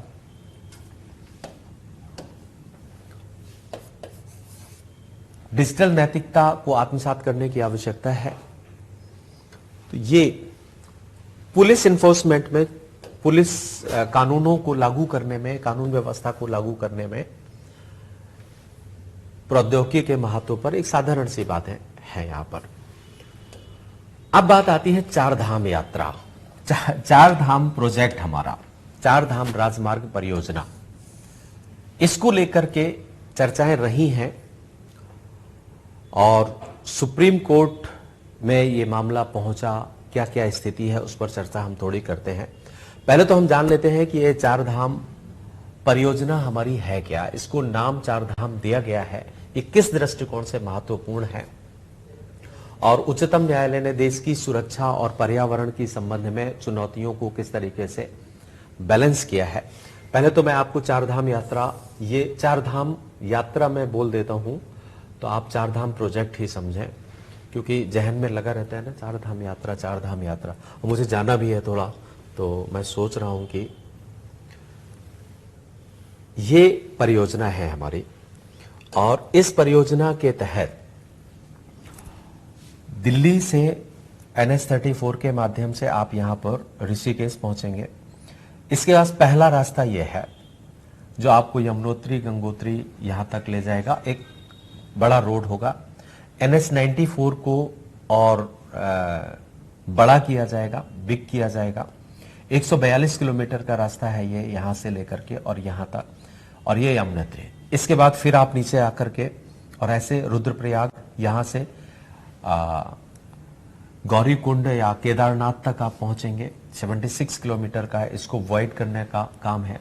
इसके बाद और आगे जाएंगे तो ये बद्रीनाथ का एरिया है और इसके बाद एक ये टनकपुर से लेकर के और पिथौरागढ़ तक का है। आगे चल करके जोशीमठ से और पिथौरागढ़ को भी जोड़ने का प्लानिंग्स है। तो अब कॉन्फ्लिक्ट क्या है, ये आप चार धाम प्रोजेक्ट का कंसेप्ट आया था 2016 में, इसको 2016 में इसकी परिकल्पना को व्यवहारिकता प्रदान की गई थी। चार प्रमुख मंदिर, बद्रीनाथ, केदारनाथ, गंगोत्री, यमुनोत्री, इनको कवर करना था। वर्ष 2018 में एक गैर सरकारी संगठन सिटीजन्स फॉर ग्रीन दून, ये एक नॉन गवर्नमेंट ऑर्गेनाइजेशन है, 2018 में इसने पारिस्थितिकी को नुकसान के दृष्टिकोण से सुप्रीम कोर्ट में एक चुनौती दी थी कि साहब ये जो चार धाम प्रोजेक्ट है ये एनवायरमेंट को, हिमालय के पर्यावरण को नुकसान पहुंचाएगा। उच्चतम न्यायालय ने मुद्दे की जांच के लिए एक पर्यावरणविद रवि चोपड़ा के नेतृत्व में एक समिति का गठन किया था। समिति ने इसके बारे में अपनी जांच पड़ताल की। सरकार द्वारा परियोजना विनिर्देशों को अदालती फैसलों और संशोधनों की एक श्रृंखला का पालन किया गया। जो रिकमेंडेशन आई, वर्तमान में सड़क की चौड़ाई को लेकर के उच्चतम न्यायालय और सरकार के बीच में कॉन्फ्लिक्ट है। उच्चतम न्यायालय कहता है कि जो चौड़ाई हो रोड की वो 5 मीटर से ज्यादा नहीं होना चाहिए, जबकि NHAI जबकि डिफेंस मिनिस्ट्री है वो 12 से 14 मीटर चौड़ाई के साथ साथ 10 मीटर कवरेज की मांग कर रहा है। तो ये कॉन्फ्लिक्ट मेजर है। विवाद क्या है, सुप्रीम कोर्ट कहता है कि ज्यादा से ज्यादा 5 से 5.5 मीटर की चौड़ाई रोड की हो, जबकि ये कह रहा है क्या, आप मिनिस्ट्री ऑफ डिफेंस क्यों मांग कर रहा है कि ज्यादा हो, उसका तर्क क्या है, और सुप्रीम कोर्ट क्यों कह रहा है कि ज्यादा ना हो। तो सुप्रीम कोर्ट स्वाभाविक सी बात है कि एनवायरमेंट को ध्यान में रखते हुए, हिमालय के पर्यावरण को ध्यान में रखते हुए चौड़ाई को कम करने की कोशिश कर रहा है। जो सरकार तर्क दे रही है कि हमें ज्यादा चौड़ाई की क्या जरूरत है, उसका तर्क है कि ये रोड महज चार धाम यात्रा का रोड नहीं है। इस रोड का प्रयोग महज तीर्थ यात्रियों के लिए ही नहीं है, बल्कि ये सुरक्षात्मक दृष्टिकोण से भी विकसित किया जाने वाला रोड है। तो हमारा सरकार का पहला तर्क यहां पर यह है कि इसके माध्यम से चीन को हम प्रतिसंतुलित कर सकते हैं। आप जानते ही हैं कि चीन ने अपने क्षेत्र में, जो उत्तर की तरफ हिमालय के चीन का क्षेत्र है, वहां पर इंफ्रास्ट्रक्चर डेवलपमेंट को बहुत ही बखूबी विकसित कर लिया है और पर्यावरण को खूब नुकसान पहुंचाया। लेकिन उसने पर्यावरण की कोई भी चिंता नहीं की। उसने अपनी राष्ट्रीय सुरक्षा और इनफैक्ट जियो साम्राज्यवाद की नीति को अपना करके काम किया है। तो उसको लेकर के वहां पर तो क्योंकि कोई भी नॉन गवर्नमेंट ऑर्गेनाइजेशन इतना सक्रिय नहीं होता है, क्योंकि डेमोक्रेसी नहीं है, हमारा देश एक अलग है, हमारे यहाँ एनजीओज प्रभावी हैं। तो चीन को अगर आप संतुलित करना चाहते हैं और अपनी जमीन को बचाना चाहते हैं, अपनी भूमि को बचाना चाहते हैं, उसका जो खरोचने की नीति है, एनक्रोच पॉलिसी है, उसको रोकना है, तो आपको अपने क्षेत्र पर ट्रूप्स मूवमेंट, आर्म्स मूवमेंट की स्थिति को मजबूत करना होगा और हथियारों का आवागमन, ब्रह्मोस जैसी मिसाइलों को भी हम वहां तक ले जाएं, यह हमारे लिए आवश्यक है। और हर एक डिफेंस एक्सपर्ट अब तक ये कहते रहे हैं कि हमारी बहुत बड़ी गलती रही है अब तक की कि हमने वहां पर इंफ्रास्ट्रक्चर को डेवलप नहीं किया। चीन जबकि वहां पर संरचनाओं को विकसित करता रहा और उसका खामियाजा आपको लगभग हर साल भुगतना पड़ता। तो सरकार ने कहा है कि चीन के नए भूमि सीमा कानून और सीमा की दूसरी तरफ इसके बुनियादी ढांचे के विशाल निर्माण को देखते हुए हमारा जो चार धाम परियोजना है वो रणनीतिक दृष्टिकोण से महत्वपूर्ण है। ये 3 राष्ट्रीय राजमार्ग हैं जिनकी चर्चा वहां पर मैंने की। एक तो ऋषिकेश से माणा, ऋषिकेश से गंगोत्री, टनकपुर से पिथौरागढ़। ठीक, ये राजमार्ग भारत चीन सीमा की ओर जाने वाली सामरिक फीडर सड़कों को के रूप में काम करते हैं, जो कि आपने वहां पर देखा। एक तो चीन को संतुलित करने के दृष्टिकोण से महत्वपूर्ण है, दूसरा सेना की आवश्यकताओं को पूरा करना, आवश्यकता पड़ने पर, क्योंकि ये हमेशा रक्षा मंत्रालय ने कहा है कि चार धाम सड़क से संलग्न क्षेत्र अत्यधिक संवेदनशील और सुरक्षा बलों की आवाजाही, तैनाती पैटर्न, आपात स्थिति में के मामलों में लामबंदी के लिए महत्वपूर्ण है। अभी भी बहुत समस्याएं हो रही थी जब गलवान वैली में या ये जो आपका पेंगोंग लेक है वहां पर स्टैंड ऑफ हुआ, तो वहां समस्याएं हमें पहुंचने में हुई थी, उसको दूर करना है। ब्रह्मोस जैसे महत्वपूर्ण सैन्य उपकरणों को भारत चीन सीमा तक पहुंचाना, क्योंकि चीन के साथ अगर आपका कोई भी झगड़ा होता है तो वो थोड़ा सा व्यापक हो जाएगा, बड़ा होगा, और ऐसी स्थिति में आपको बड़े हथियारों की आवश्यकता भी पड़ेगी, ये जरूरी है। आर्थिक दृष्टिकोण से भी इसकी रिलेवेंसी है, क्योंकि अभी वहां पर रहने वाले लोग एक तरीके से डेवलपमेंट शैडो में रहे हैं, विकासात्मक परिछाया में रहे। अगर हम उनको विकास की मूल लाइन में नहीं लाते हैं, मेन स्ट्रीम में हम नहीं लाते हैं, तो इससे अलगाववाद की समस्या बढ़ती है और वो अलगाववाद की समस्या दूसरे देश को हमारे देश में एनक्रोच करने के लिए प्रेरित करती है। तो वहां पर भी हमें ध्यान रखना है। पर्याप्त आजीविका के अवसर उपलब्ध हो, रोड बन जाने से यह बात आती है। परिवहन में आसानी हो, सीमावर्ती क्षेत्रों में प्रवासन पलायन ये भी, क्योंकि पहाड़ी क्षेत्रों में जो लोग रह रहे हैं दूर दराज, संसाधन ना होने के कारण से एक रिलेटिव डिप्रेशन पैदा हुआ है उनके अंदर। टीवी, रेडियो, यूट्यूब्स और इन सब के माध्यम से वो जो शहरी समाज की चकाचौंध और डेवलपमेंट पैटर्न को देखते हैं, तो उनके अंदर एक सापेक्षिक वंचना आती है और उससे क्या होता है कि वो भी धीरे धीरे मैदानी क्षेत्रों में आते हैं। पहाड़ी क्षेत्रों को खाली कर देना भी उचित नहीं है, तो वहां के लोगों को वहीं रोक दिया जाए। इसके लिए जरूरी है कि हम जो अर्बनाइजेशन है उसको एक्सपेंड करें, और अर्बनाइजेशन को एक्सपेंड करना है अगर हमें, तो हमें वहां पर सड़कों का निर्माण करना होगा। तो एक तर्क इनका यह है। क्षेत्र की भविष्य की आवश्यकताओं को देखते हुए भी यह रोड तर्कसंगत है, क्योंकि जनसंख्या बढ़ रही है, तीर्थयात्री भी बढ़ेंगे, टूरिज्म हमारी पॉलिसी है और टूरिज्म बढ़ाना भी चाहिए। टूरिज्म किसी भी दृष्टिकोण का हो, चाहे वो धार्मिक हो, चाहे वो किसी भी रूप का हो, तो जब भविष्य में बहुत ज्यादा लोग वहां जाएंगे तो मूवमेंट फ्रीक्वेंटली हो, ताकि आवागमन तेज रहे, जिससे वहां पर बहुत ज्यादा देर तक लोग ना रुकें, वो जल्दी से आए। और इस कारण से भी सड़कें बने, पर्यटन का विकास होगा। ये कुछ तर्क हैं जो सरकार के द्वारा दिए जा रहे हैं। 3 बातों में आप इनको ध्यान रखेंगे। फर्स्ट, चीन को काउंटर करना, मिलिट्री मूवमेंट्स को बढ़ाना, तीसरा आर्थिक जरूरतों को, और चौथा भविष्य की आवश्यकताओं को देखते हुए। तो ऐसे लोग जो इस प्रोजेक्ट को नहीं चाहते हैं, उनका तर्क क्या है? जो विपक्ष में तर्क दे रहे हैं वो क्या कह रहे हैं, उनके बारे में भी थोड़ा जानते रहिए। फर्स्ट, इससे आपदाओं के खतरे बढ़ेंगे, इसमें कोई डाउट नहीं है, क्योंकि हिमालय एक सॉफ्ट रॉक्स है और जब आप कोई भी कंस्ट्रक्शन वहां पर करते हैं, भारी मशीनें वहां पर काम कर रही होती हैं, तो उसके मेल्ट होने की समस्याएं होती हैं। गर्मी बढ़ेगी तो बर्फ पिघलेगी, तो वो और हम देख भी चुके हैं। तो यहां पर परियोजना के विपक्ष के कहने वालों का तर्क है कि आपदाएं इससे बढ़ेंगी। ब्लास्टिंग्स करना, टनलिंग करना, डंपिंग करना, वनों की कटाई करना, इसके इन्वायरमेंट में नुकसान होगा, कोई डाउट नहीं है, इसमें बिल्कुल होगा। और इससे भूस्खलन, अवालांचेस, ये सब आ रहे हैं।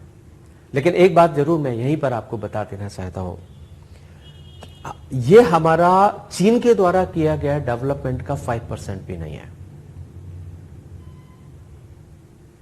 तो चीन ने जो डेवलपमेंट वहां पर कर दिया है, उससे भी तो हमें केदारनाथ जैसी स्थितियों का सामना उसी से करना पड़ा। उसने सांदा में जाकर के बराज बनाया है, जो एक लंबा पानी को स्टोर करता है। उससे हमारे देश में भूस्खलन और ये चीजें आती हैं। तो एक तो उसने इंफ्रास्ट्रक्चर को डेवलप करके वहां पर प्राकृतिक आपदाओं को इनवाइट कर दिया है। दूसरा, मानवीय दृष्टिकोण से वो हमारे ऊपर आक्रमण कर रहा है। तो अब आपके बस में क्या है? प्राकृतिक आपदाओं को रोक पाना आपके बस की बात नहीं है, लेकिन मानवीय आपदाओं को रोक पाना तो आपके बस की बात है। उसके लिए तो प्रोटेक्शंस करना चाहिए। तब क्या किया जाना चाहिए, यह आप लोग खुद सोचिए। तो यहां पर दूसरी बात, पारिस्थितिक चिंताएं। इनका कहना है कि अगर आप 4 धाम प्रोजेक्ट को बनाते हैं तो पारिस्थितिक रूप से समस्याएं उत्पन्न होंगी। इससे संवेदनशील क्षेत्रों जैसे राजाजी राष्ट्रीय उद्यान है, फूलों की घाटी है, केदारनाथ वन्य जीव अभयारण्य है, वनों की कटाई से वन जीवों के पर्यावरण को नुकसान होगा।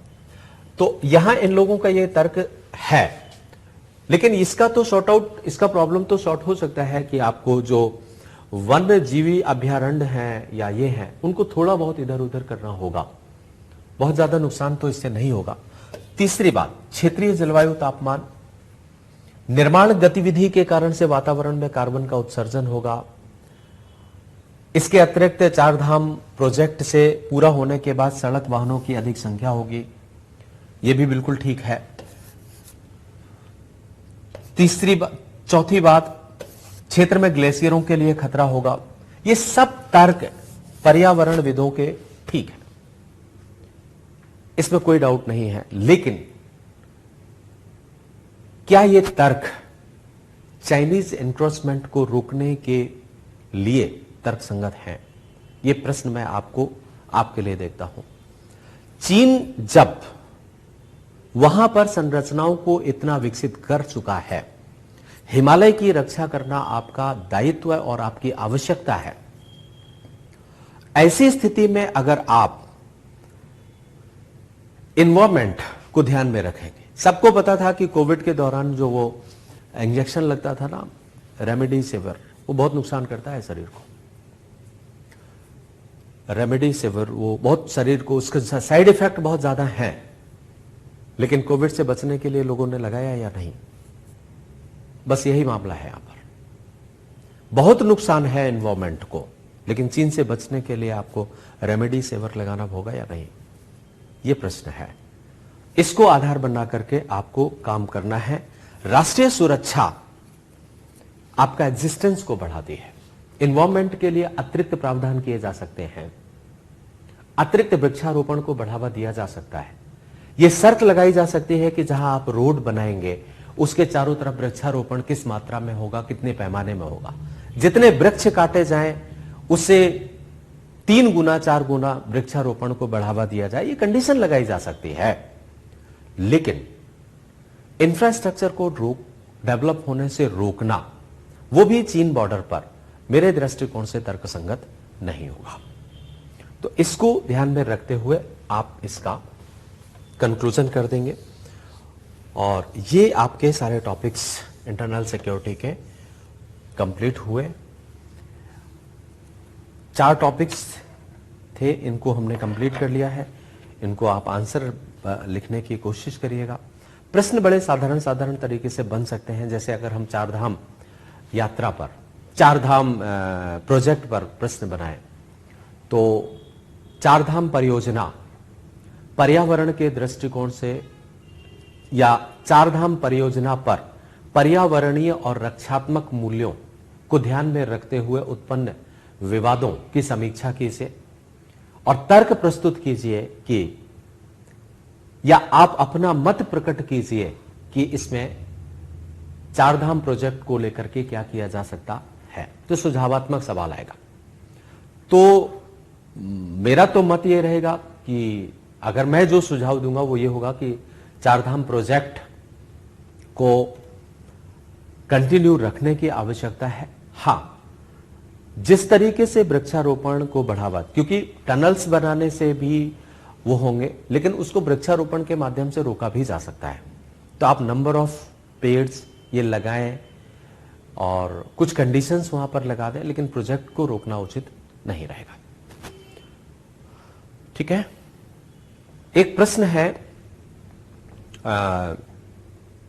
निधि जी ने भेजा है, वर्तमान समय में एलओसी से 500 मीटर के आसपास पाकिस्तान द्वारा रोड निर्माण किया जा रहा है, जिसका भारत विरोध कर रहा है। भारत किस आधार पर विरोध कर रहा है, इसके बारे में हुए समझौते की थोड़ी चर्चा। देखिए, भारत का पहले विरोध का आधार यह है कि एलओसी पाकिस्तान की जगह नहीं है। एलओसी भारत की जगह है और पाकिस्तान को उस पर इंफ्रास्ट्रक्चर डेवलप करने का कोई अधिकार नहीं है। यह एक आधार है हमारा। हमने सीपैक की परियोजना पर भी इसी आधार पर रोक लगाई थी, या रोक लगाने के लिए दबाव बनाया था सीपैक परियोजना पर। अब एलओसी, क्योंकि पाकिस्तान बॉर्डर को 3 भागों में बांटा गया है, एक तो रेड क्लिफ लाइन है, एक एलओसी है और एक एजीपीएल है। तो एलओसी है कश्मीर बॉर्डर का क्षेत्र है, जो पाक ऑक्यूपाइड कश्मीर पर वो ये 500 मीटर के आसपास रोड बना रहा है वहां से। तो हम एक आधार ये बना रहे हैं। दूसरी बात, हमारे लिए अब आधार तो ये ठीक है कि हमारा क्षेत्र है वो, और आपको वहां पर रोड बनाने की कोई जरूरत नहीं है, आवश्यकता नहीं है। दूसरी बात, हमारे एग्रीमेंट्स हैं, जैसे शिमला समझौता है, जैसे ताशकंद एग्रीमेंट है, वहां पर यह बात है कि आप बॉर्डर के आसपास मिलिट्री मूवमेंट्स को जब करेंगे तो दोनों देशों को उसका जानकारी होना चाहिए कि आप क्या कर रहे हैं, क्या नहीं काम कर रहे हैं। आप अगर किसी भी प्रकार का इंफ्रास्ट्रक्चर बनाएंगे तो वो हमें जानकारी होनी चाहिए कि आप किस तरीके का काम कर रहे हैं। और आप बॉर्डर से बिल्कुल सटे हुए 500 मीटर की दूरी पर ही ये रोड बना रहे हैं, आपने हमसे इंफॉर्मेशन भी नहीं दिया। आपको कौन सा मूवमेंट करना है, एयर मूवमेंट्स करना है, इसकी जानकारी होनी चाहिए, लेकिन ये नहीं हो रहा है। तो दोनों में है, ताशकंद में भी है और शिमला समझौते में भी ये प्रोविजंस है। तो आप किस पर्पज के लिए ये रोड बना रहे हैं, इसकी जानकारी आपको देनी चाहिए। ठीक है ना निधि जी? तो इस आधार पर हम इसका विरोध कर रहे हैं। और कोई प्रश्न?